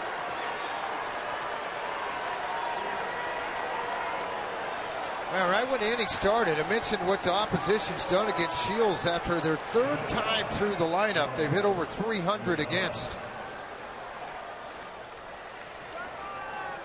Charlie, you didn't miss it. Boy, that ball was crushed. You could tell by the sound off of the bat. Charlie thought double off the wall when it left. See him running out of the box. Typical Charlie Blackmon way of playing the game of baseball. 20th home run allowed by Shields. Cargo launches that one foul. An alarming amount for me, particularly how many of those are at home. Dougie, how many of the 20s at home?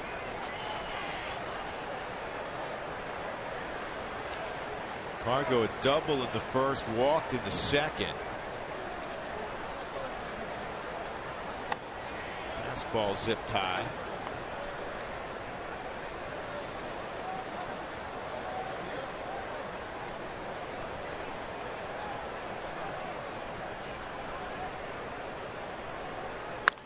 This is a home run, but it's foul. That guy, I guarantee you, up there in the third deck, way up in the third deck, he wasn't anticipating that at all. Well, Tulo and Cargo have hit a couple of balls where balls don't generally go. You should buy this ticket more often, honey. That's great to see. You get a lot of foul balls. About one a year. 1-2. And Shields gets Cargo to chase. So one out, and that'll bring up Tulowitzki. Tulo 0 for 1 and a walk. 10 of the 20 home runs given up by James Shields have been at home. So how many on the road? Trying to think of the catcher for Cleveland. Can't remember his name. Pudgy guy, went over to Oakland. It's back in the 80s when you were in grade school. That's a shot to left, a base hit for Tulo. So one day in the dugout, Sutcliffe looked at him and said, Twins won a doubleheader today. And he goes, yeah, who won the first game? Sutton and I just looked at each other and go, this guy's catching us? I just walked off. He was dead serious. We need names, George. Yeah. If you're going to bury a guy, at least identify I didn't bury him. I'm not burying him. He was just goofy.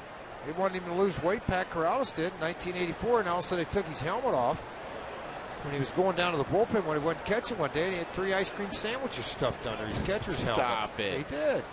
I'm sure I'll find it here in a minute. Dougie, give me the roster of the 84 Indians. Nolan a base hit and a strikeout. And it's 0-1. Nolan's got a 6-game hitting streak going, 500 during that time frame. Well, if he leans on one like he did on May 3rd, a couple times against James Shields, this ball game will be tied.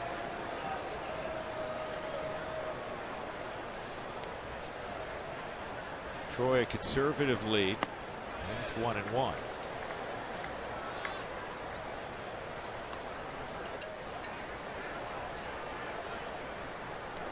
Well, 20 home runs allowed by Shields, but from James's standpoint, I guess the good news in that is 17 have been solo shots. Jerry Willard, that's who the catcher was. Jerry Willard? Yep.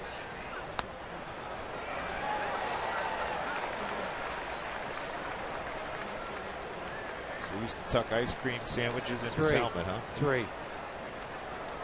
Heading down to the bullpen. Got the day off. Pats get Krause. Says, give me a day off. I'll go down to the bullpen. They're trying to get him to lose 20 pounds. Doesn't work so well when you're eating ice cream all day. That's low, too. Remember, Nola chased that changeup the last time on a 1-2 count and struck out. Size helmet did 7 5/8. Bochy. What a big hit. Jerry played about 5-6 years in the big leagues. I think he went to Oakland after that. Troy at first, 1 out. 2-2 on Arenado. Sinker, changeup looked like 3-2. And a lot of times when you're starting the first game back after the All-Star break and you got 4 days off, if you don't try to throw somewhere, guys want to get away from the ballpark and do nothing. But you just feel out of sync. We've seen it from Jorge with the walks. We're seeing the same thing with Shields behind in counts. Although Shields is winning 3-0. He's walked some guys 3-1. Just delivery doesn't feel right. Strikes out Nolan for the second time in the ball game.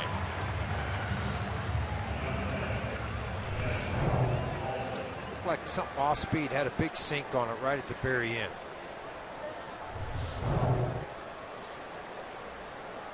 Shields has always been able to do that. He can get himself out of trouble with the strikeout, which is more than a strikeout per inning pitched. 131 in the first half, one of the top marks in the history of the Padres.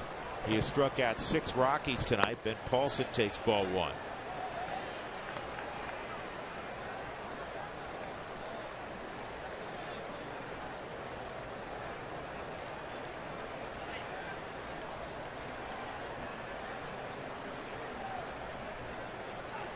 Nice rookie class starting to take shape in the National League. Jock Peterson, Chris Bryant, the 2 big headliners. Go to sleep on Maikel Franco with Philadelphia. Yasmani Tomas has the highest batting average of all rookies at .313, and then the third baseman out of Long Beach State for the Giants at .293, Matt Duffy. And right behind him, guys with at least 100 plate appearances, is Ben Paulson. That's a strike. Ben began the day at .286.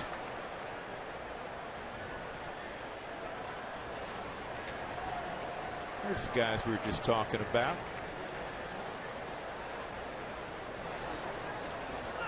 .3-1 and a base hit to right center field, and Tulo's going to go first to third. So here we go again, George. I know they're 2 outs, but the Rockies have 2 men on. At some point, somebody's got to break through, and I think the right guy's coming up. It's DJ LeMahieu. They're going to have a visit from Darren Balsley, too. Maybe it's the pitch selection, the counts, the different things coming up. And DJ, who's 2 for 2, collected hit 99 and 100 in this ball game. Polson went out and got a changeup on the outer half of the plate, shot this right back up the middle. They had him played the pole. Jerko did. The ball ended up in dead center field. And the base hit. He has thrown 95 pitches in the ball game, and you're in the 5th inning. That's what I was talking about when you say you're a little bit out of sync. You get out of sync because of that ability not to come out and throw. Most pitches thrown in a game this year by Shields. 115. Well, here's LeMahieu's night visually. In the 2nd inning, he would line a double just out of the reach of the diving Matt Kemp. Great effort by Kemp. LeMahieu at second base after that, leading off in the 2nd. Obviously, the Rockies couldn't plate him, and then he had a base hit up the middle. That would work well right here. Tulo at third, Paulson at first, 2 outs. Rockies down 3-1. Despite having out-hit San Diego tonight 7-4.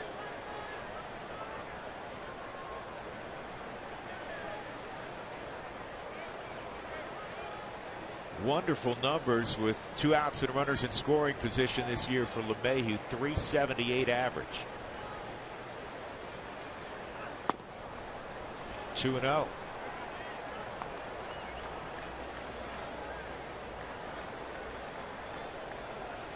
DJ on the homestand right before the break went 11 for 23. So he's 13 for his last 25 at the plate.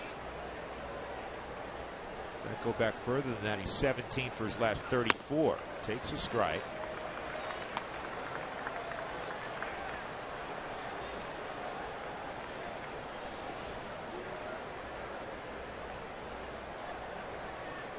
He also has a 9-game hitting streak going.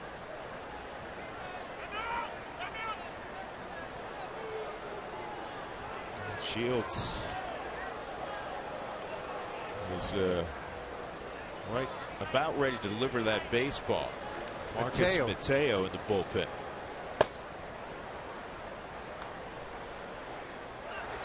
Off the plate. And the command has not been there for James Shields. He's walked 4 in the game. Yeah, it's more how many pitches he's not around the zone. You're talking about 99 pitches, only 55 for strikes. It's not a very good ratio. And he's only in the 5th inning. He won't be in the 6th inning, trust me.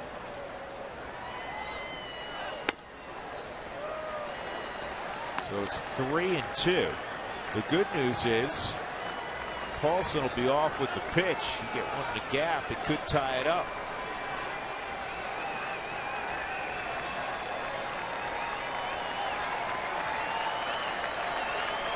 We've seen Shields with a very good move. Make sure that you don't get too far off.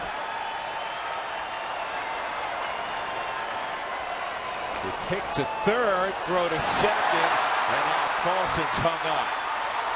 You got a break if you're third. And the out recorded. That's 3 base running errors by the Rockies tonight, and it has cost them in a close game.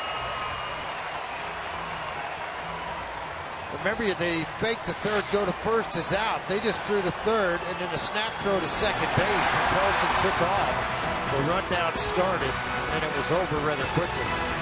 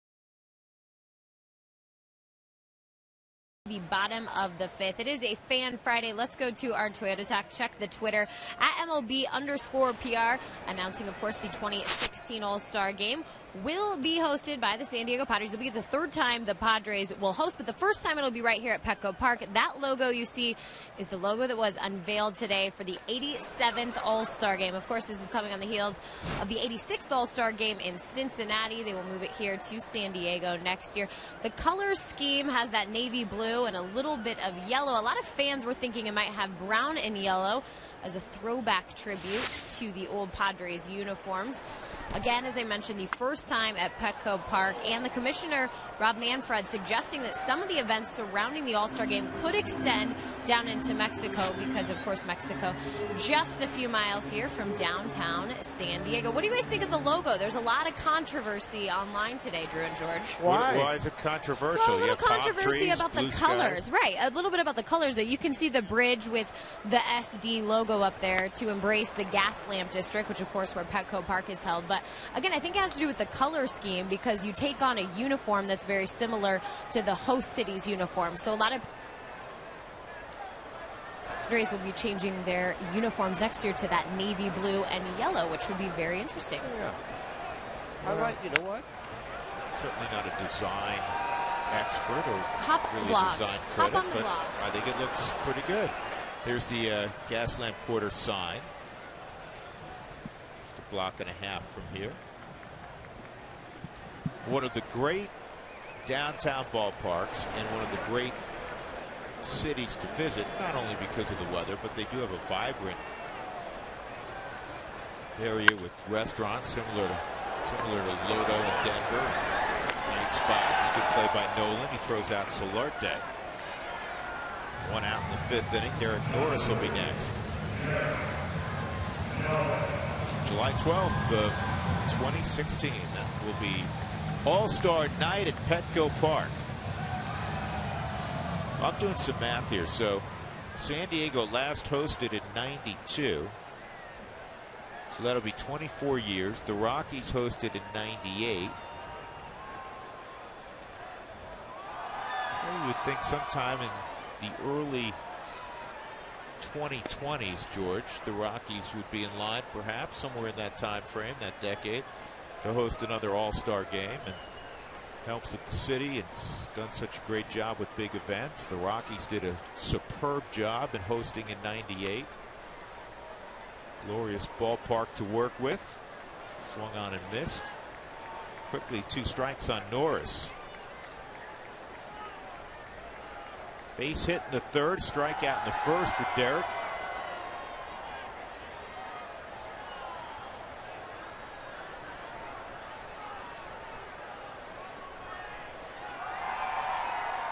Yasmani Grandal, the catcher for the Padres last year, went in the Kemp deal to Los Angeles, and he was an all-star.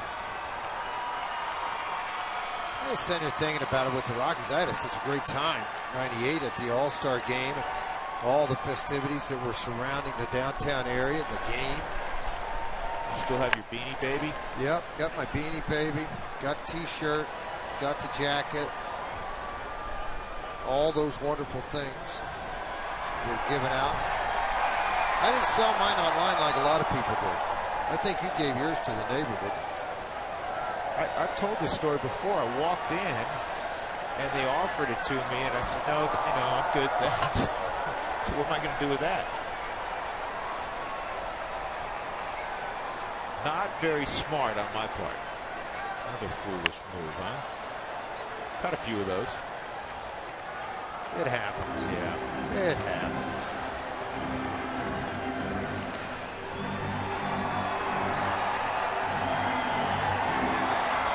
Remember, because I walked in with Psycho, Steve Lyons. We were co-hosting a show together. First of all, that was your fault. That I walked in with Psycho? Yeah. I can't remember if Steve took his or not. Oh, I'm sure he did. He probably grabbed mine in the process.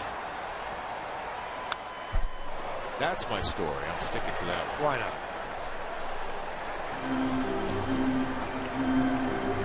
Remember, they were all the rage, the Beanie Babies. How long did that last? About a year? Yeah, it lasted quite a while, actually. And they're coming back. They got value again. The Beanie Baby market's coming back. Yeah, it is a little bit. Yes, it is. I was unaware of that. So I was unaware of it in '98. I'm unaware of it in 2015. Another 1-2. 2-2.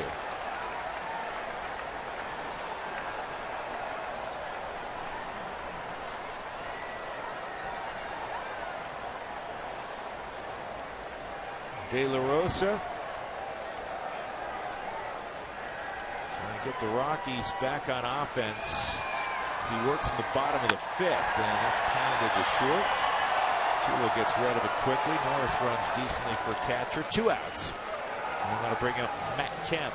First 10,000 fans through the gates on Saturday, July 25th. You're going to receive a Colorado Rockies t-shirt courtesy of Taco Bell. So make sure you get your t-shirt for the ball game versus the Cincinnati Reds. As you near that trade deadline, you may not see Cueto, you may not see Leak. You got a few guys out on the market right now.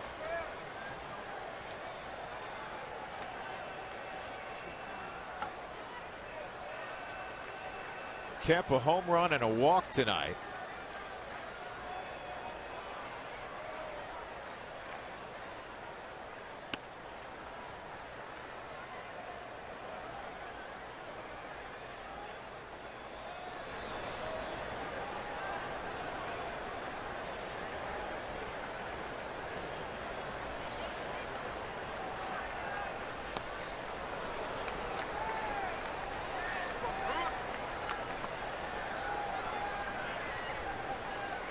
Ball and a strike.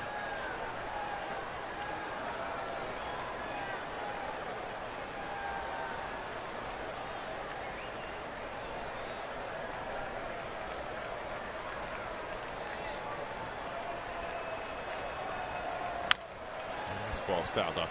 Well, Dougie did a little research, George, because that's what Dougie does. He does research.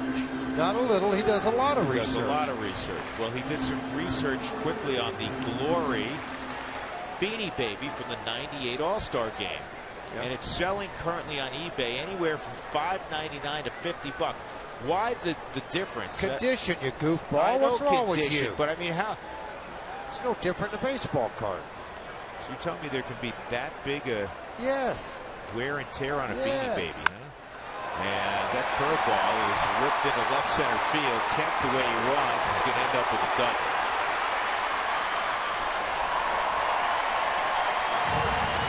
There's just some guys, no matter how good a pitch you make against them, they're going to hit it hard because they have your number. Matt Kemp and Jed Jerko have Jorge's number. They did so far. I mean, that's what we're looking at. Pretty amazing, too. Big old curveballs golfed that right off of the ground into left field. I mean, that was off the shoe tops almost. To make that turn and look, I think he thought about a single, then he picked it up and hobbled into second base. Justin Upton with 2 outs. Showed you a picture earlier, Justin in the dugout with his arm around Mark Kotze, hitting coach for the Padres. Guy who had a very good big league career. He relates very well to the players.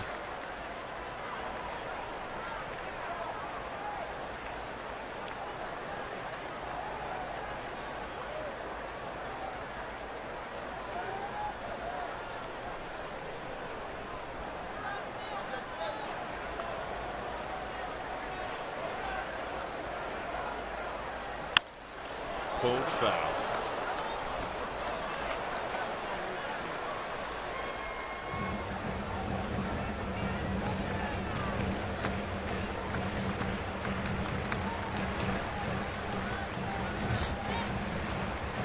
Keith, nice job. Paid for everybody's tornadoes. He got $200 for it. They were going for well over $1,000 for a while.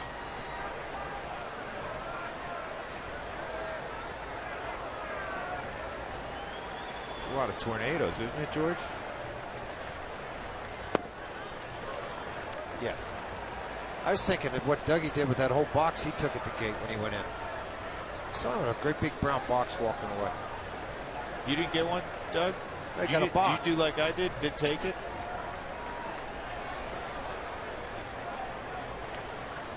Doug was already working. There you go, Drew, right there. 15 of the most valuable Beanie Babies. 1-2. Swung on and missed. And De La Rosa strikes out Justin Upton to end the 5th inning. Kemp left at second base. So we go to the 6th. The Rockies down 3-1. DJ will lead it off.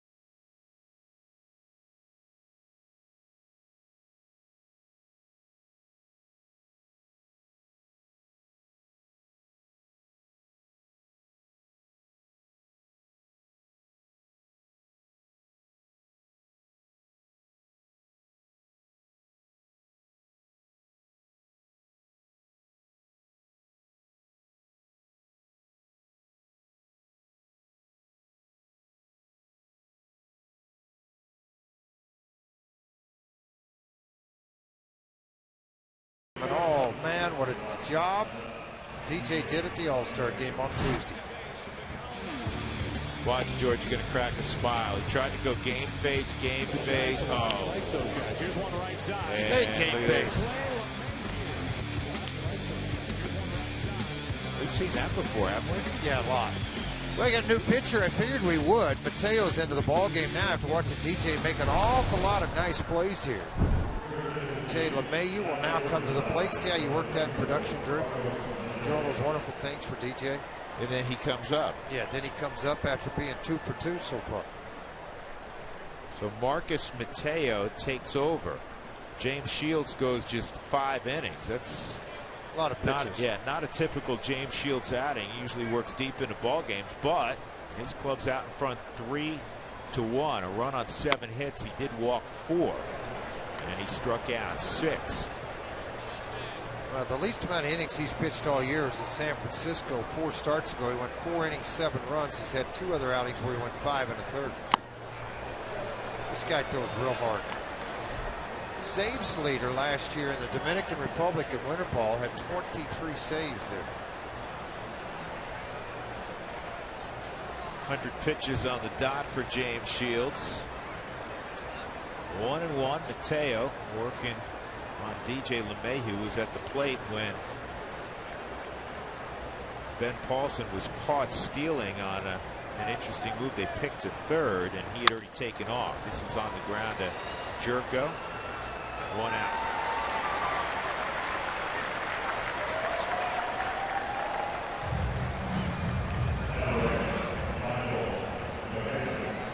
Herman, the right-hander, has started for the Rockies, went 3 innings, 1 hit in his Rockies debut after being claimed from the Chicago Cubs. I guess you can eliminate him now since he's warming up from the possibility that he starts on Sunday. Mike McHenry with 1 out.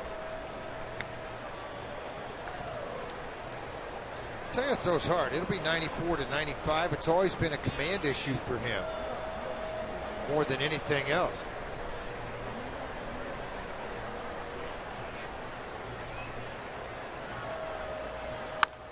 That's fouled off.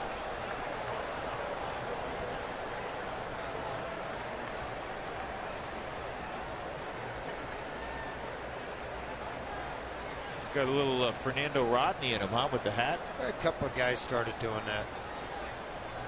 Pedro Strop started doing that for the Chicago Cubs. Tried to sneak a slider there. Fouled off at 94.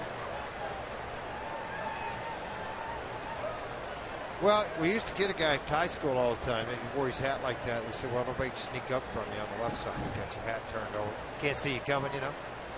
I'm with you. Dane Peterson, right-handed pitcher, pitched at Missouri State.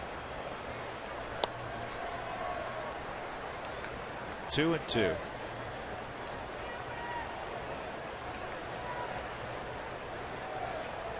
You know, when a team doesn't do well, there's always widespread criticism, and you know, AJ Preller's taking some of that criticism right now. Well, that's what you're going to take the criticism when you're the GM. What do you got? It comes with the territory. You're right. When you're a decision maker in professional sports, that comes with the territory. But one of the things that was raised is, even though people around here were ecstatic naturally when they picked up Craig Kimbrell a day before the season, some experts now are saying, well, that was a foolish move because pitching at Petco, and that's strike 3, there have been so many guys that perhaps you hadn't heard of that turn into really good relievers pitching half their games in Petco. It was unnecessary, you know, to trade for Craig Kimbrell as good as he is. And again, that's just, you know, some people's thoughts on that. I just think AJ was looked at as the golden boy at the start of the year, and they were ready to hand him the National League West and give him tickets to the World Series. Stubbs puts a barrel on this one, but he gets under it enough that it's playable for Kemp, and it's a 1-2-3 inning for Marcus Mateo. Middle of 6, 3-1 San Diego.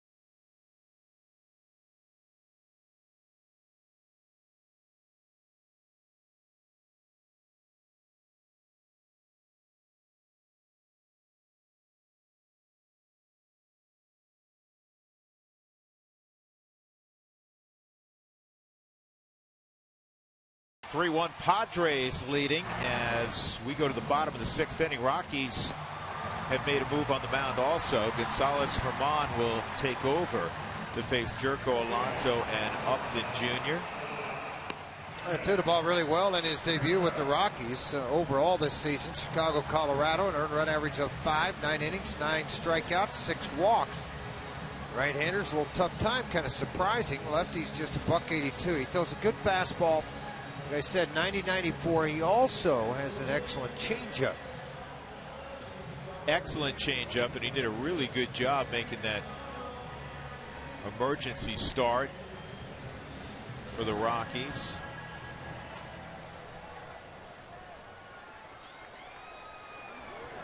That was his first appearance. This is number 2. So Jed Jerko steps in against Herman.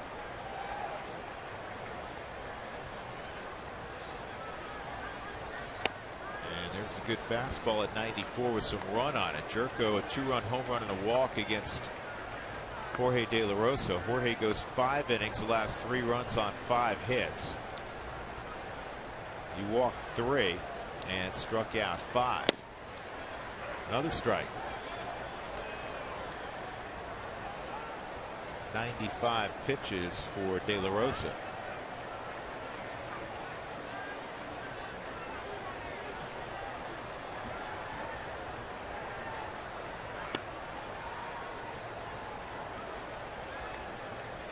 Brandon Barnes has come in, so it's a double switch with the pitcher spot due up first in the 7th inning.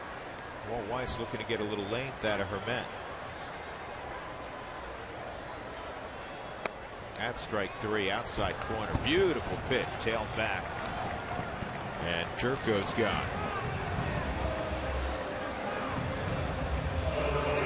Germain's last pitch, pitched position perfectly, trying to get it out of there. Right on the outside corner. Good fastball, split the wickets for Michael McKendry, and you come up with a strikeout.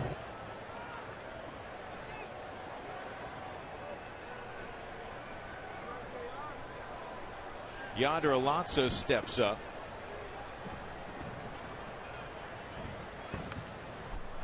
Tried to bunt his way on. That's interesting.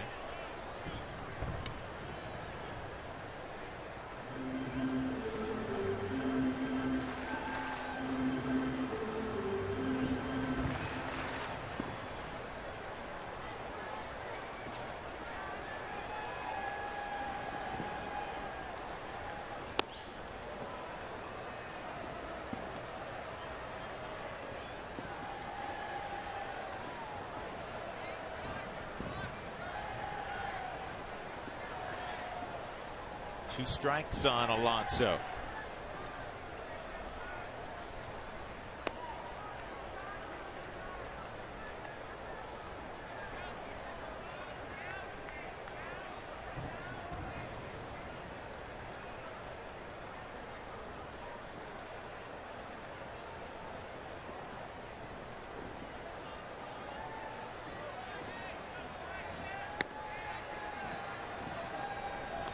Two and two.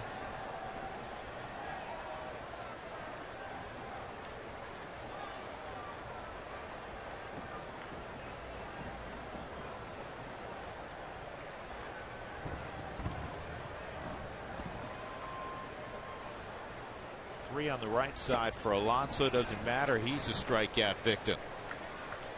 Fastball set up very well by the 2 previous changeups that ran out of the zone. He jumped on it at 93 miles an hour on the gas pedal and got him swinging the ball off the plate. He sets up for a really good inning. He might be able to strike out the side with the struggles of Melvin Upton Jr.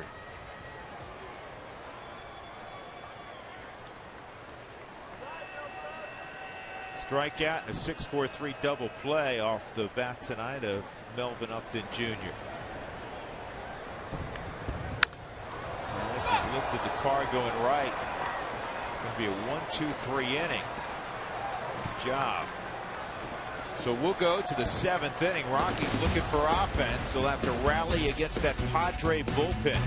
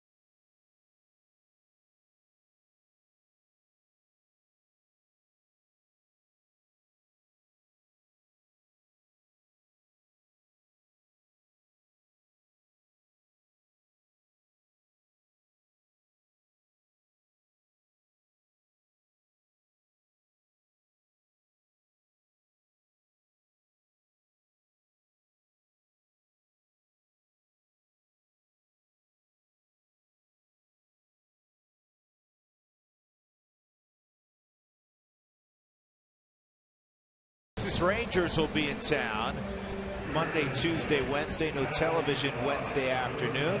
And then after an off day Thursday, the Rockies resume against the Reds Friday, Saturday, and Sunday. Drew, that's live. That fireworks is Those going fireworks on are live right now. That's live.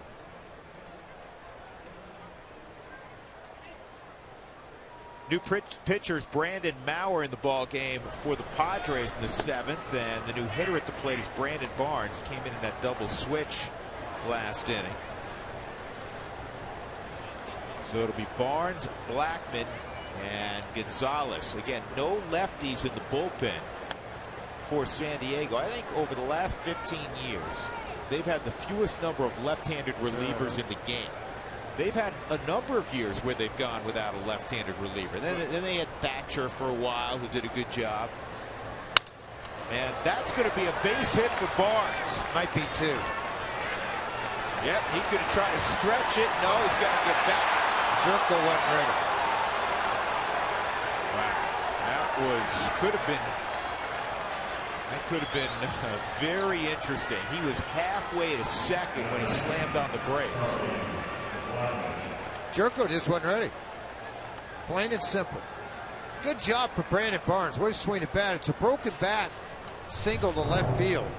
But when it's hit softly enough, but yet Barnes only plays one way. So what he's thinking about, it's so far over the third baseman's head. You can see where Upton's got to go get to the baseball. Barnes is thinking about making it into second, hits the brakes, comes back, and then no throw from Jerko.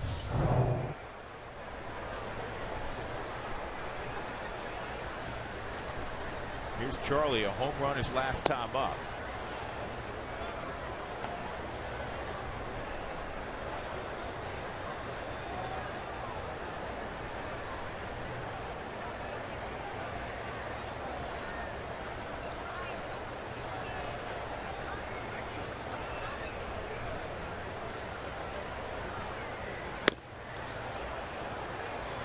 Two 2-0 on Charlie. Rockies at the tying run at the plate. Down 3-0 till the 5th when Charlie went deep. Now 3-1. Rockies have out-hit the Padres 8-5.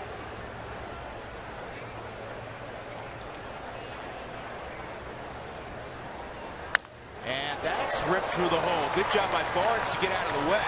And Barnes will go first to third. Stay hot, Chuck Nasty. Rockies in business here in the 7th. Love the aggressiveness of Brandon Barnes when that ball's hit to right field, because he had to come to a complete standstill, and Charlie scalded him. I mean, he scalded this ball right past Alonso. Balsley's going to go talk. There's nobody up in the bullpen. This hard thrower's giving up some rockets now. Rockies with a great chance here. Nobody out, first and third. In the middle of the order, Gonzalez coming up. Tulowitzki and Arenado. Usually guys don't come to Petco to raise their batting average, right? Rockies do. Well, Charlie Blackman, his last 4 at Petco. 8 for 17. 5 home runs. Kidding me? Charlie now 1 for 3 against Maurer.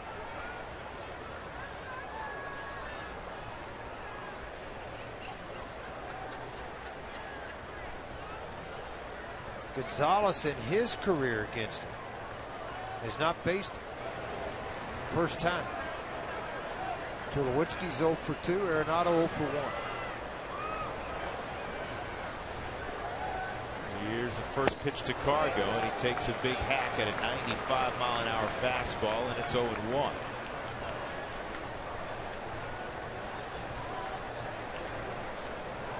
He hit a double off the base of the right center field wall against James Shields in the first. A walk and a strikeout. And he chases there. Fastball at 95, change up at 87. You'd like that 8 to 10 mile an hour differential. When that gets closed down to that 4-5, it becomes more of a hittable changeup. And you got to go in battle mode. You can't have one of those empty at bats. Heater in. Look out. Swing and a miss, held on at 95 for the replacement, the first out of the inning.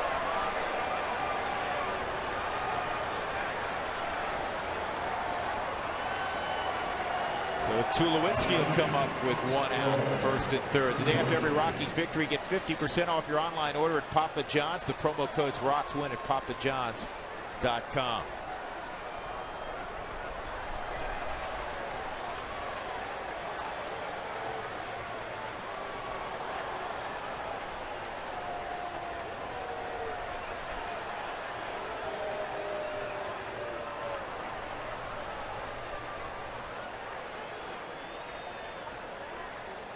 Rockies 0 for 8 with runners in scoring position tonight.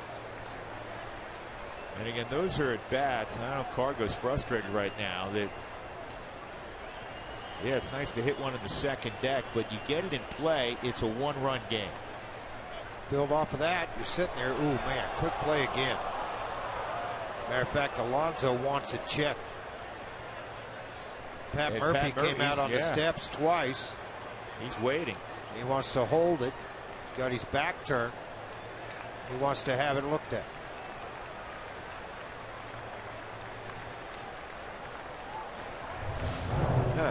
Dave Roberts says iffy. Let's see if it's iffy. Safe. Fingertips are back in again. This shouldn't take long for Joe West.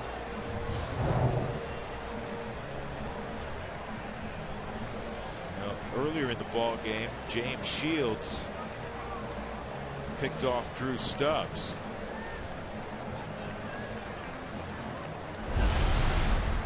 It's time for a Subaru review. Whether you're on the road or at the game, everybody could use a second set of eyes.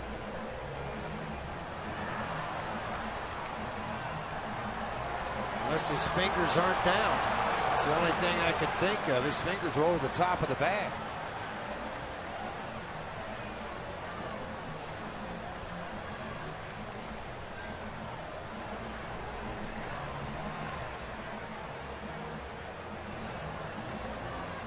See right here, his fingertips are up. It's the only thing I can think of.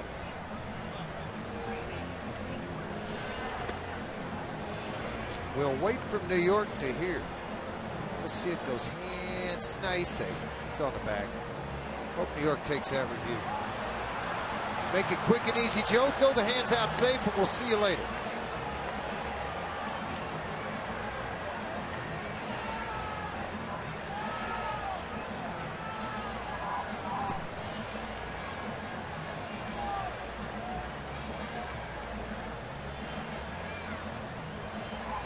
Yeah, I think safe. And it looks like the hand's on the bag. Yep, Joe West said safe. Good. So it's Blackman and Barnes on the corners with one out. Tulowitzki at the plate. 1 for 2 and a walk.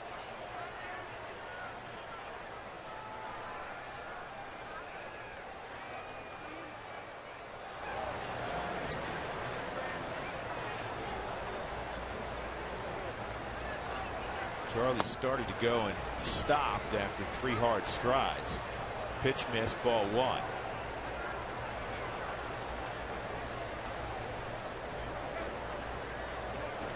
Gets that lead early. Blackman with 23 bags and 30 attempts this year. He represents the tying run. 2-0. Big arm guys, George, and I assume it was the same in your era, that, you know, the 95+ guys, they're not going to slide step frequently. No, they're going to load up to the backside because they're getting more strikeouts. The ball's not in play.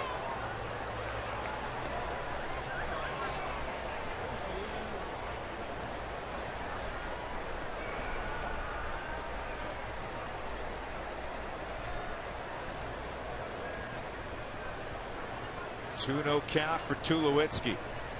Blackman takes off, throw to second, sails into center field, and here comes Brandon Barnes, and the third goes Charlie Blackman. What a costly throwing error on the catcher, Derek Norris. Yeah, not a good throw at all. Almost looked like a low 3/4 sidearm throw. Barnes has hustled. That's going to be 4 errors now on Derek Norris, and a stolen base for Charlie, which makes it 24 for him. Big jump at first, head down, heading straight to the bag, and you see the throw really waver off to the other side. And what a huge bag this is. And a bad throw from Derek Norris. Again, a low 3/4. Ball's going to sail, go into the outfield. The run will jog, and now they got a chance to tie this thing with 1 out on a fly ball.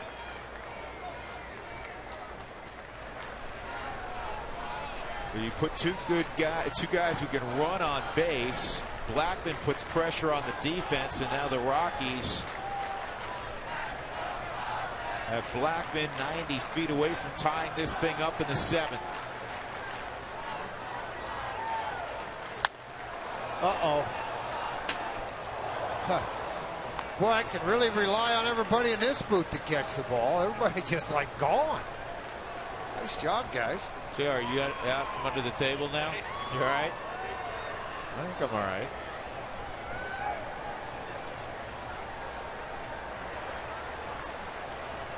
Two and 2 on Tulowitzki.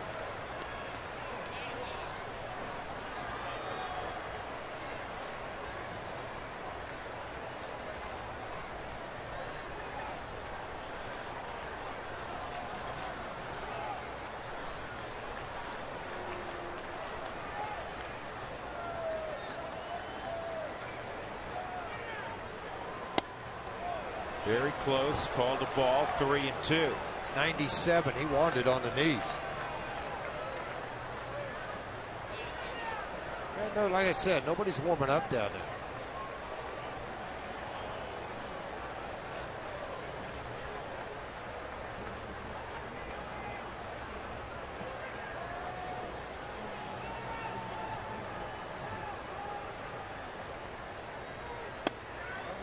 Ooh, I tell you what, you see Rob Drake?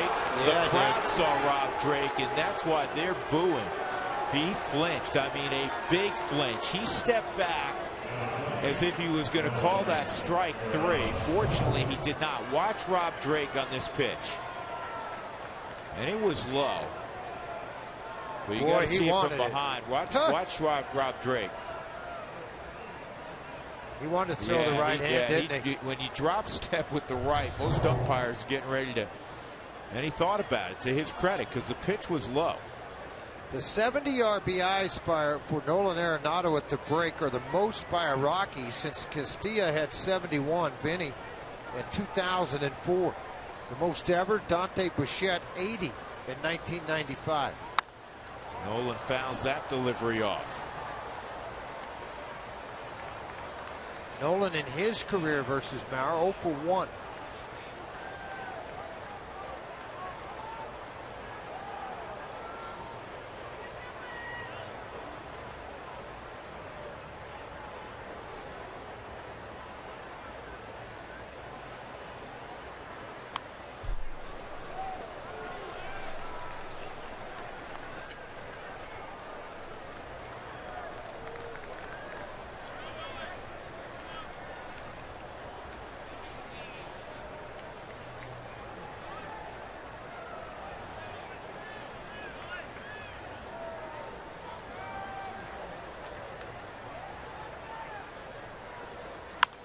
Ground ball toward the middle of the diamond, and that's going to end the inning, and the Rockies do not get the equalizer home.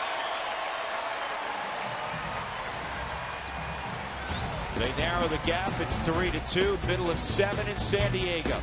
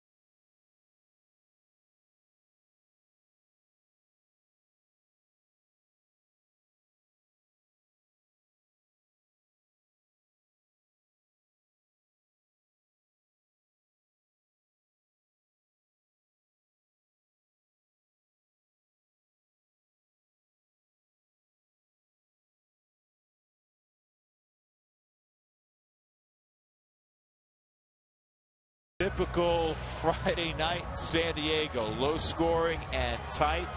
Rockies trying to continue what they did to finish the first half, and that is winning baseball games. They won 4 straight against Atlanta. It's time now for a Data Strong fan photo brought to you by T-Mobile. Oh, look at this pretty young lady, Beth Still, decked out in purple with the big foam finger. Beth, thanks for sending that in.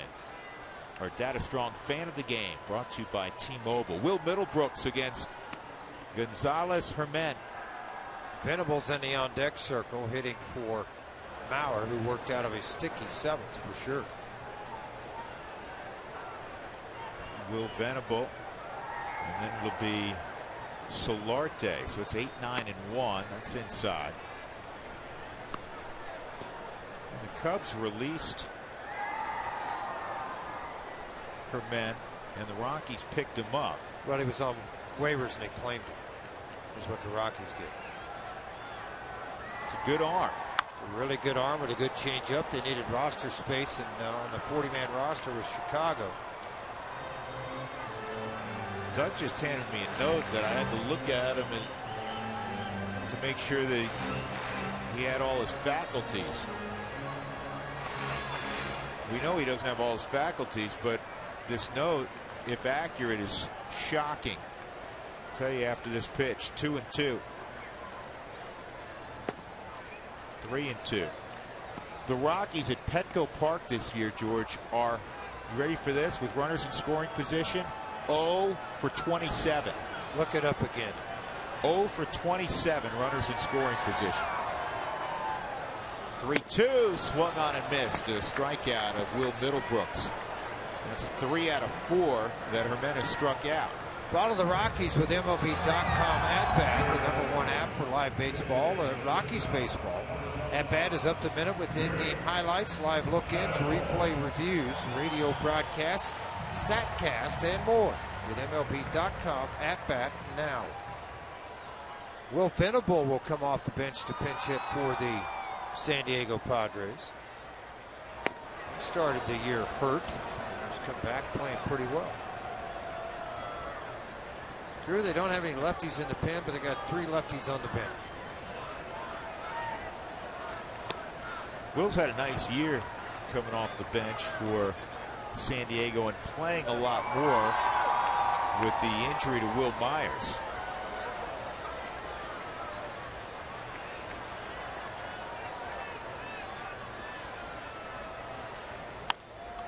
It's hard to find this time of year, George, players that are not rumored potentially to be moved. Will Venable's another one of those guys.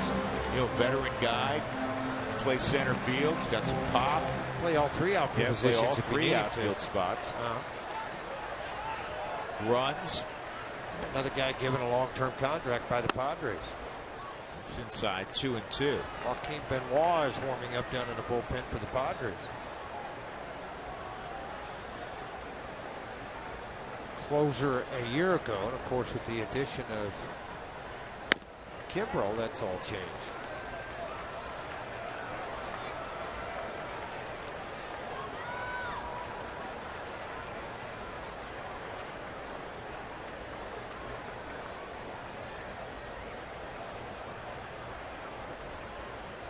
(3-2) to Venable, and he lifts this ball to center field, pretty deep but playable for Blackman. 2 outs.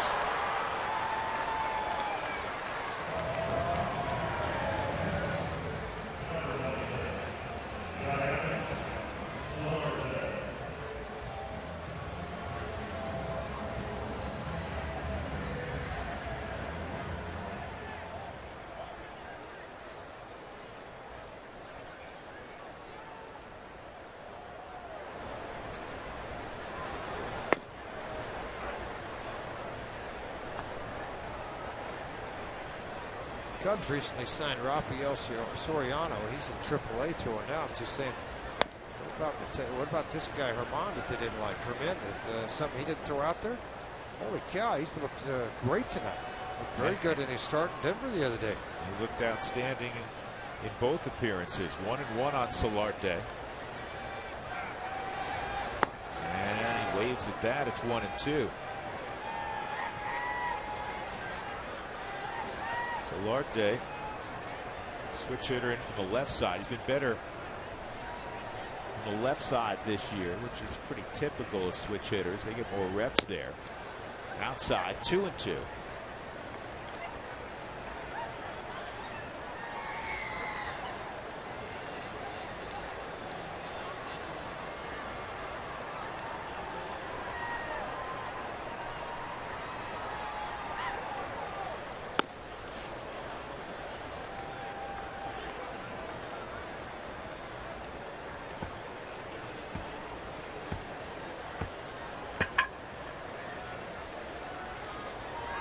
The Rockies have been set up, George, tonight to score far more than the 2 runs they have on the board. Well, just saying about what you just said a minute ago. 0 for 8, is that right? 0 for 11 with men in scoring position. What you have, Dougie? 0 for 9 with men in scoring position. And it's not only that, it's, I mean, if you look at it, and that's where this game is so difficult. Nolan Arenado, who, and that's a strikeout. You can't be any better than Nolan's been this year. If he does anything but ground into a double play, it's going to be a tie baseball game, other than obviously a strikeout. But it's not. 3-2 as we go to the 8th. Paulson will lead it off.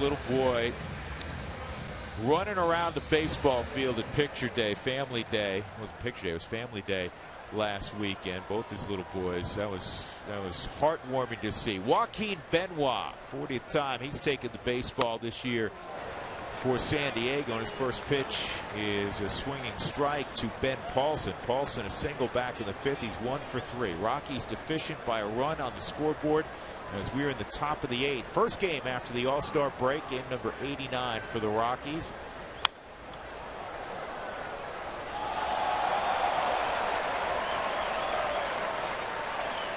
Game number 91 for the Padres.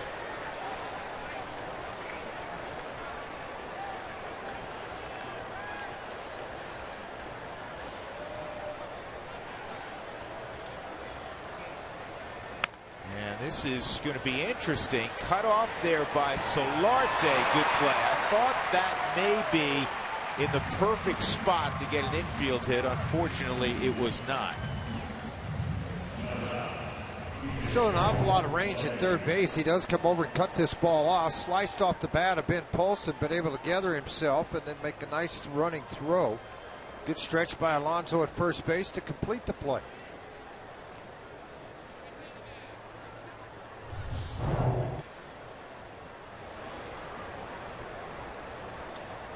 And the Rockies look like Tommy Kahnle is warming up in the bullpen, and Betancourt is warming up in the bullpen. Tie game, it's one guy. Stays the same, it's another guy. The Rockies pitcher is to hit fourth in this inning. DJ 2 for 3, double and a single tonight. It's 1-0 facing Benoit as you look at the Rockies pen. And this is a pop-up that is playable potentially, and off the glove of Jerko as he ran into the wall. Had it in the middle of his glove, just popped out. Plain and simple. It's tough when you're running near that wall that's waist high. Well, in your home ballpark, you're going to have guys saying, look out, you're okay, but he was about 2 feet from the wall. Started hearing fans yelling. Look at that girl in the background. She's screaming something. This guy's going, I got it. Oh, it looked like he hit the bottom of his glove. Was he out over the fence? No, he wasn't. And you know, Jerko, I think, looked at him, and that's where it's tough. Fans get a bit, you know, the most famous one was, as we all know, in Chicago. That's down low. But George, when the ball's up in the air, you're not looking at the fielder, you're looking at the ball up in the air that may come down on your head, right? Well, if it's in the stands, that was close enough that you just stand back. You're at your home ballpark. You hope you stand back and let them make their plays. Yeah. It may cost an out to San Diego. Well, you hope it does cost them an out. Yeah, absolutely. So a pretty important series up the road in Anaheim. The Red Sox are visiting.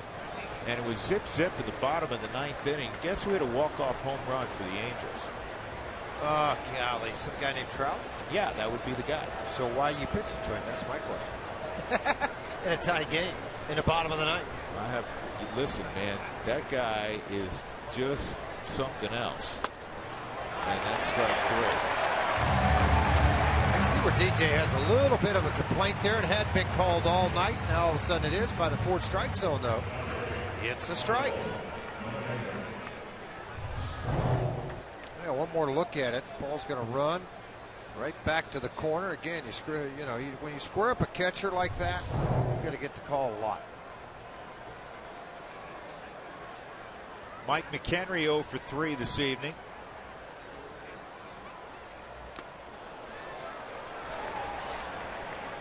McHenry has the ability to tie it with one swing. He took that type of hack there. It's 0-1. And that's why you try to counter that with a changeup, and that's what Benoit came with.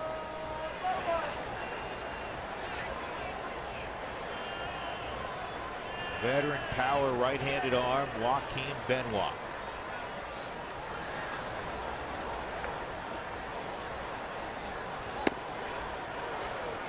Normally it's around this time, George, in a one-run game or any type of tight ball game where you say you got to get it done here because the guy in the ninth is untouchable, Craig Kimbrell. He has been more vulnerable this year, though. He has been hit around more than just a little bit. We'll see how things work itself out. The Rockies against Kimbrell have had some success, Tulowitzki particularly. 2 balls and a strike on Mike McHenry. Oh, that the bottom dropped out of that changeup. Yeah, that's the hard split that he threw. Kimbrell on the year, 23 of 24, but he's got an earned run average of 3.24. Very high for him. Still a lot of strikeouts, 33 and a third, 48 strikeouts, just 14 walks. He's given up as many runs as he gave up all of last year already this year. And Benoit strikes out McHenry in a 1-2-3-8 inning. So it remains 3-2 San Diego.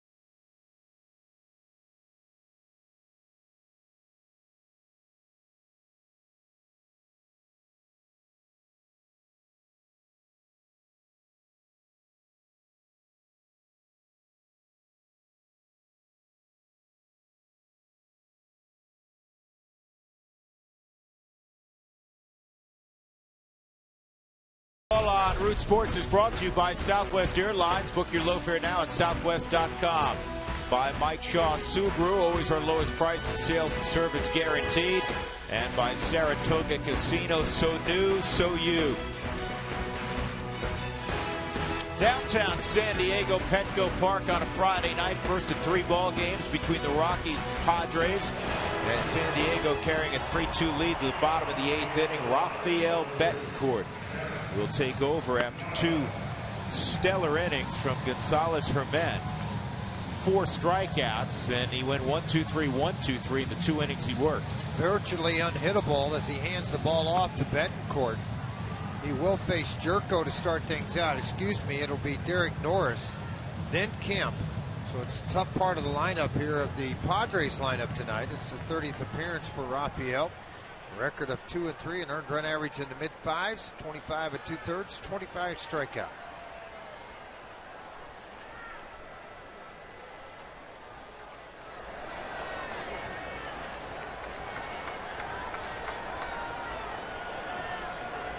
Derek Norris a single in the 3rd inning, 1 for 3.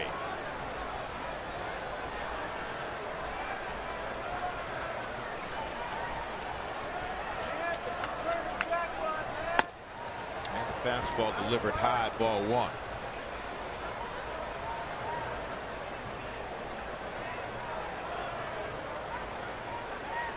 Padres have played decent baseball inside the West. They're 21-21. Outside the West has been a problem. 20-28 against the rest of baseball. They average almost 4.5 runs inside the division, 3.5 runs outside the division. They're hitting close to 260 inside the division, just 221 outside the division.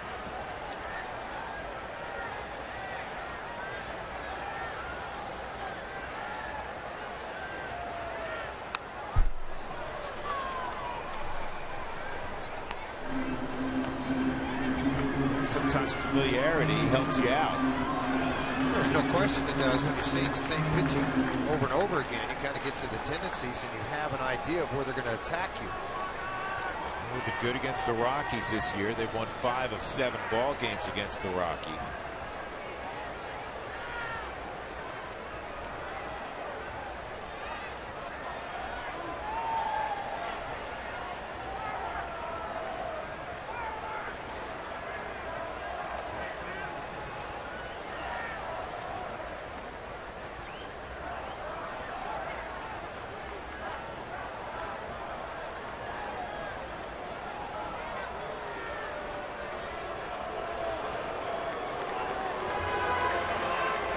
First 10,000 through the gates Friday. That's right, this coming Friday, you're going to receive a Charlie Blackmon bobblehead, courtesy of 850 KOA, the Rockies Radio and Country Financial.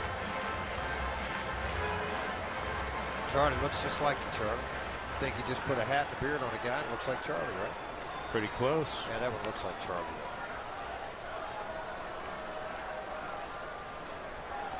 1-2 on Norris. And he got him to chase a breaking ball in the dirt. Tag at the plate, 1 out.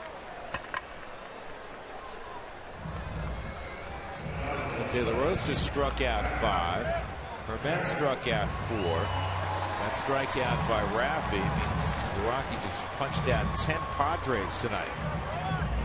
Matt Kemp, a home run, a walk, and a double. Kemp, as I mentioned earlier, was starting to heat up prior to the break.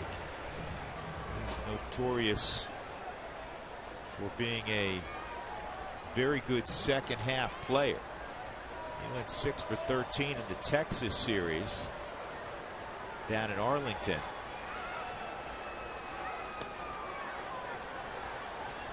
So he's kept that rhythm going.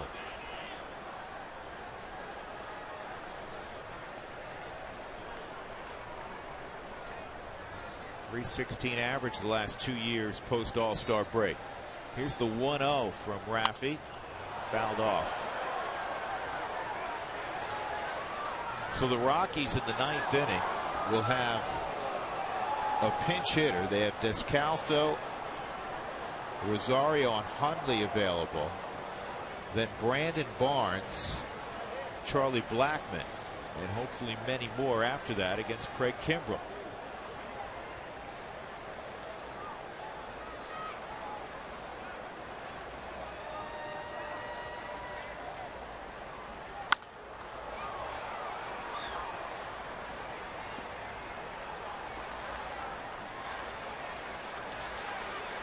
Blackmon is 2 for 4 against Kimbrell with a home run.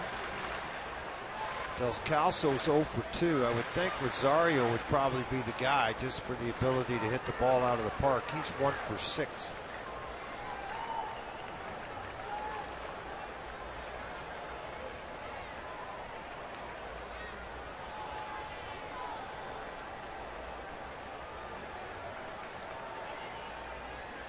One, two, and that is fouled off as well.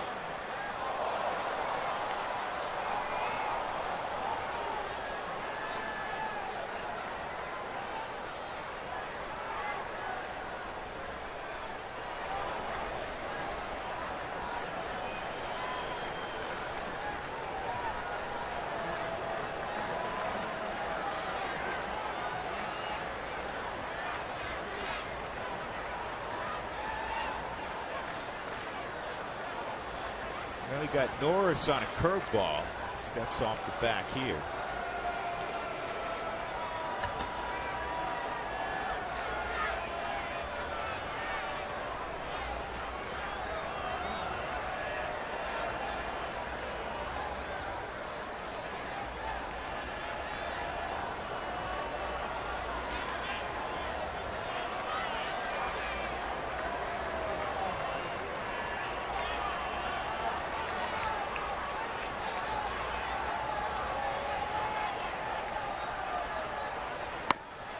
Inside.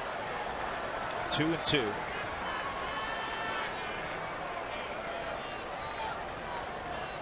Rockies lead the all-time series with the Padres.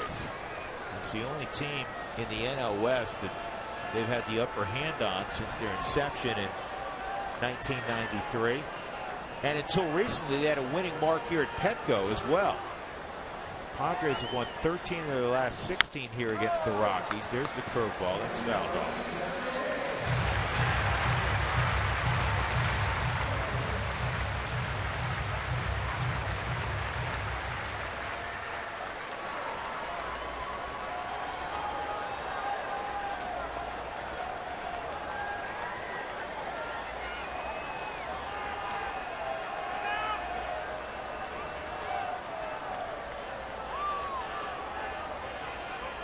Guys may have to get a peanut butter and jelly sandwich before they can complete this at bat. And that's pulled foul.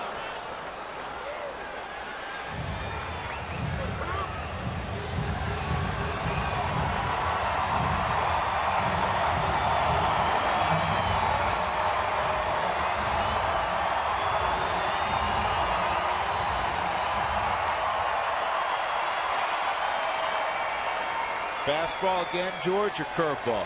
Go breaking ball. Tried everything else. It's a 2-2 count. Got one to spare. Throw in the dirt and see if he'll chase it.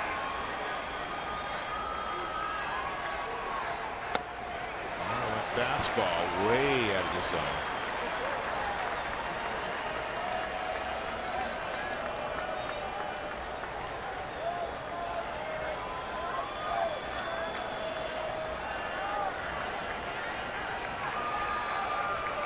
Logan has started to warm up in the Rockies bullpen. 3-2 curveball. No, it's fastball, excuse me. Down the right field line. Cargo will not have a play.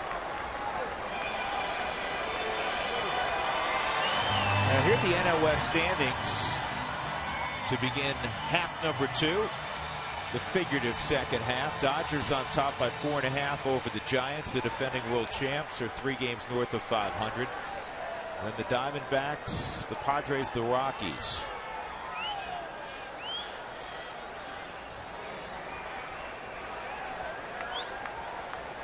DirecTV NL West standings.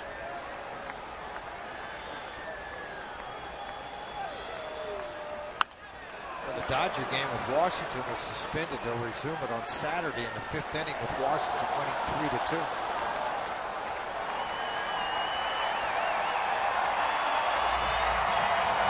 The lights went out 3 times, huh? Roy Hobbs playing in the game? Yep, on the fly ball. Arizona, San Francisco tied 5-5 in the top of the 8th.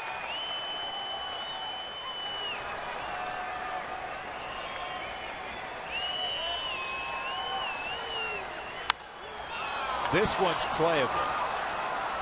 DJ was on the left side. He'll move over to where he normally would be positioned, and he makes the play. 2 outs. And Justin Upton will come to the plate. That was an 11-pitch at bat.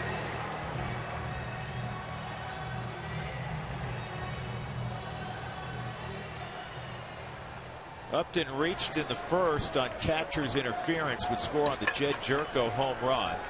Grounded into a 6-4-3 double play. Great turn started by Tulowitzki. Marvelous, marvelous play. And then a strikeout in the 5th inning. And that's strike 1 at the knees at 91 from Raphael.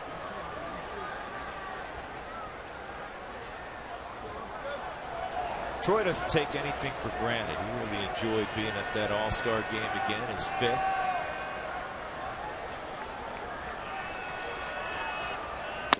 That's high. Here's the play that could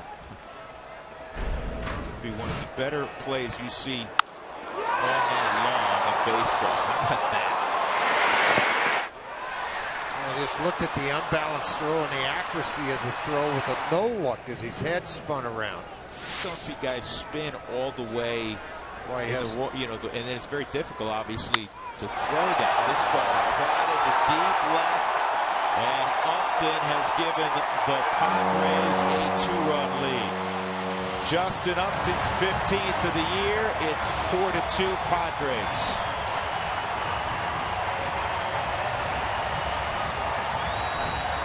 .49 RBIs now for Justin Upton on his 15th home run to put it up 4-2, as Drew just mentioned. A gut shot fastball about thigh high, and Raphael knew it when it left the hand.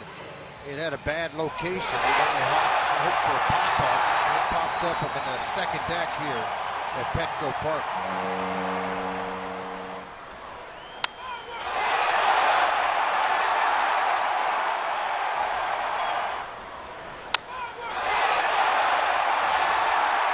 See Walt's look on his face on that one shot. As soon as it left the bat, he just looked down.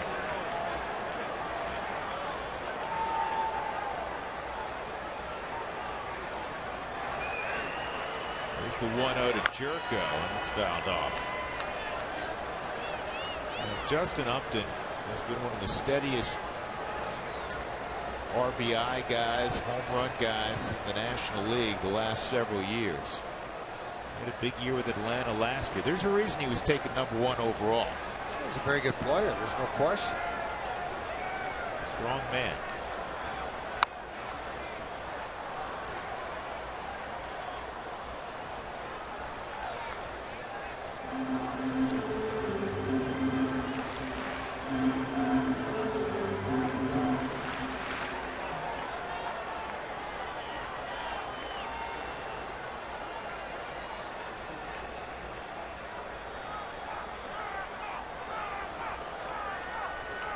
Two missed.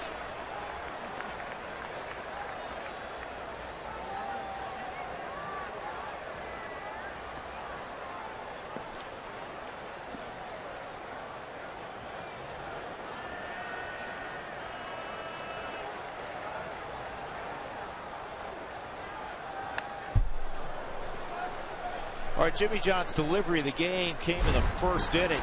Jed Jerko has been a thorn in the side of Jorge De La Rosa. And he had a 2-run home run in the first to make it 3-0 because Kemp had earlier homered.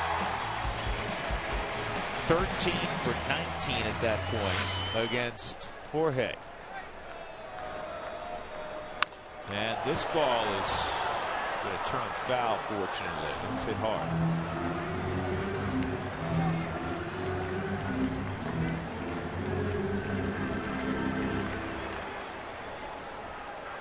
Now, Justin Upton, along with Paul Goldschmidt, the only two players in the big leagues to have more than 15 home runs and more than 15 stolen bases this year.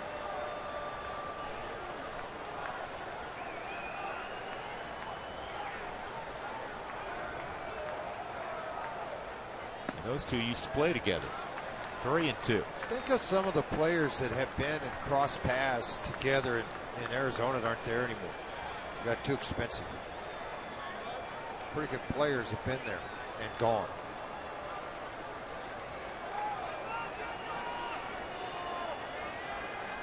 Well, a lot of Padres fans wondering if Justin Upton will be with them for much longer. Matt Kemp does not figure to move. Matt has a number of years left, big contract.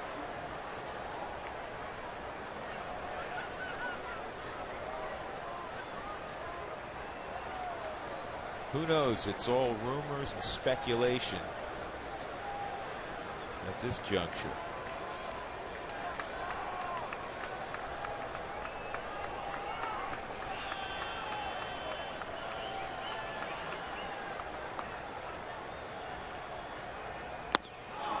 And the strikeout at Jerko ends the inning, but Upton goes deep, and it's 4-2 Padres as we go to the 9th inning.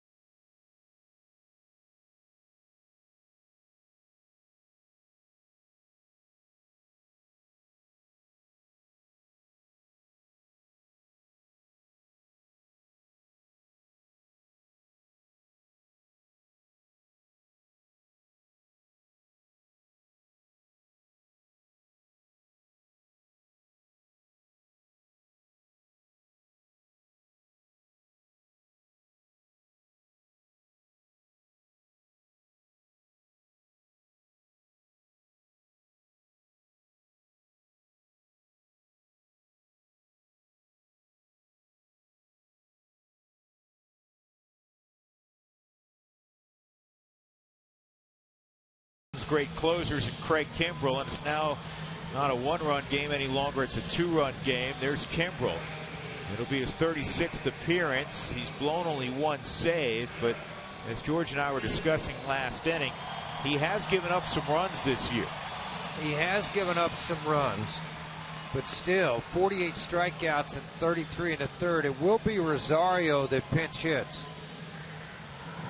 I didn't think Walt would even switch afterwards, give him a chance to have one swing at it. Rosario against Kimbrell, we mentioned earlier, it is 1-for-6 in his career.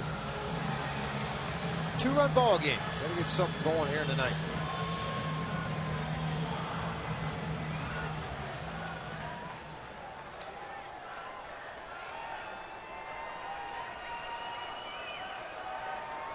So here's Wallin.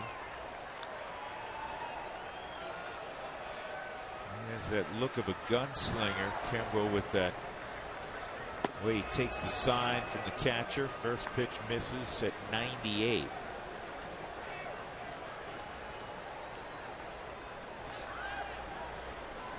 I think part of his struggles starting the year out were, did they really just trade me? You know, very comfortable being in Atlanta as the guy. Yeah, close to home in Alabama, right? But yeah, but he was the guy. I mean, he was one of, 3 or 4 guys on that Braves team. I think it not only shocked him, it shocked the Braves locker room. Freddie Freeman, You know, as a player, you're packing everything up. You're headed to Atlanta opening days the next day, and you get that tap on the shoulder. Hey, you're going to San Diego. What?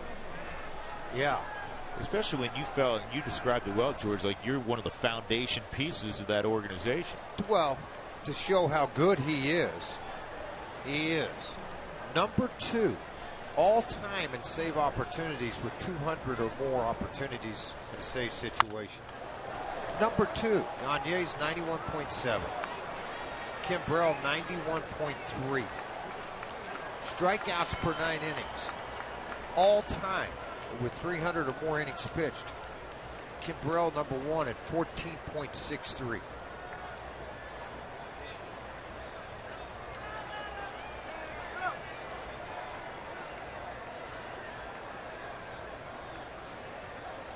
Two on Willeen. Who Wants Tacos? Fans follow @RootsSports_RM on Twitter to receive alerts for the Rockies taco special when the Rockies score 7 or more runs.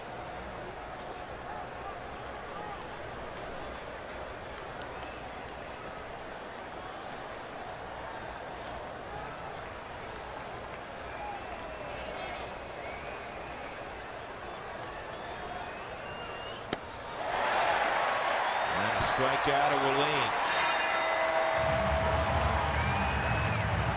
A couple of fouled off heaters, and then came right back with a very nasty slider right on the outside corner, very late breaking. Comes in looking about belt high, ends up on your ankles outside corner.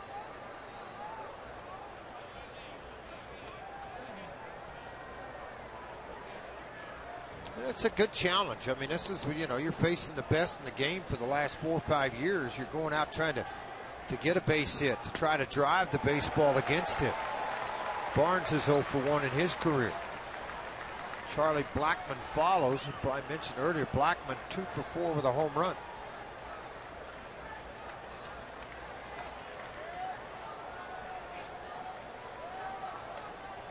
Barnes 1 for 1 since entering the ball game. That fastball at 98 misses. 1 ball, 1 strike.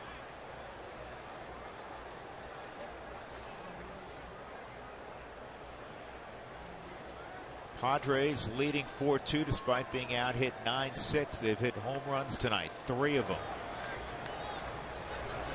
Think about it, 3 of those 6 hits happened in the first inning.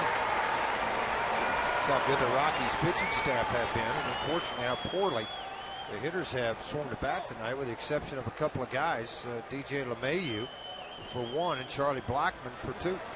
Strikeouts per 9 inning. George was talking about what he's done in his career. Kimbrel behind Chapman and Yimi Garcia. Jason Grilli with the torn Achilles suffered in Denver, out for the year. That misses.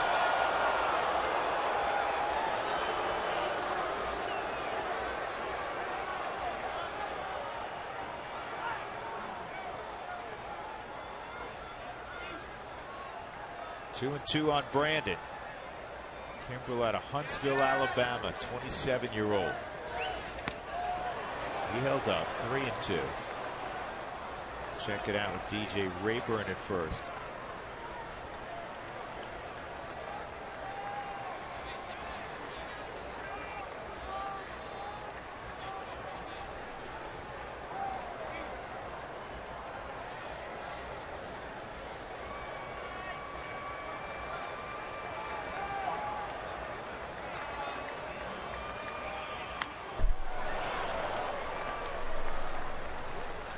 Not a lot of secrets, are there? I mean, well, he's got a hard slider. I mean, that 97-mile-an-hour fastball's there, and yeah, you could time it if you see it enough. But he's got that nasty slider to go with it. That's what he got Willeen on. That's the one pitch I saw way back in A-ball, back in Rome, Georgia, when he wasn't anybody. Nobody knew who he was. He was a third-round pick out of a junior college.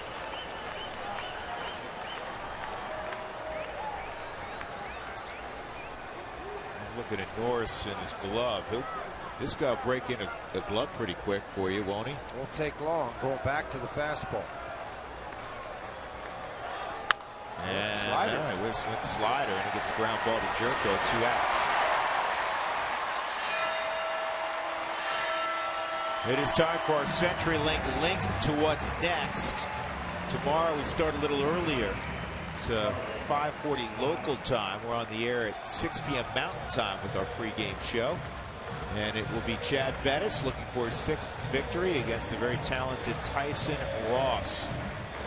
Ross actually has the lowest ERA, 3.34, of anybody in the Padres rotation. There's Chad. So here we go with 2 outs. Blackman trying to saving it back for Cargo. Bring the tying run to the plate. He takes a strike. Charlie, a home run and a single in 4 at-bats tonight.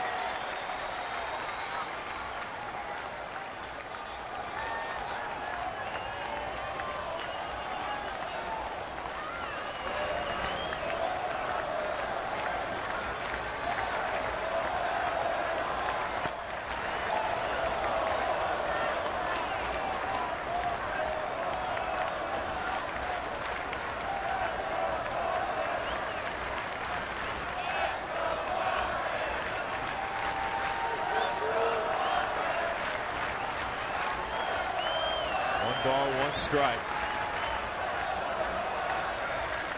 And sharply hit, but Jerk goes there, and that's the ball game. Padres win it 4-2. It's going to be a night of missed opportunities when the Rockies reflect on this one. They had 9 hits. They also received 5 walks, but they were 0 for 9 with runners in scoring position. They left 8 on base. And the Padres, utilizing the long ball, prevail 4-2. James Shields gets the victory. He's 8-3. Jorge De La Rosa takes the loss. He's 6-4. Frank Kimbrel with his 24th save and 25 opportunities tonight. Once again, the final score, the Padres over the Rockies tonight in the first game after the break.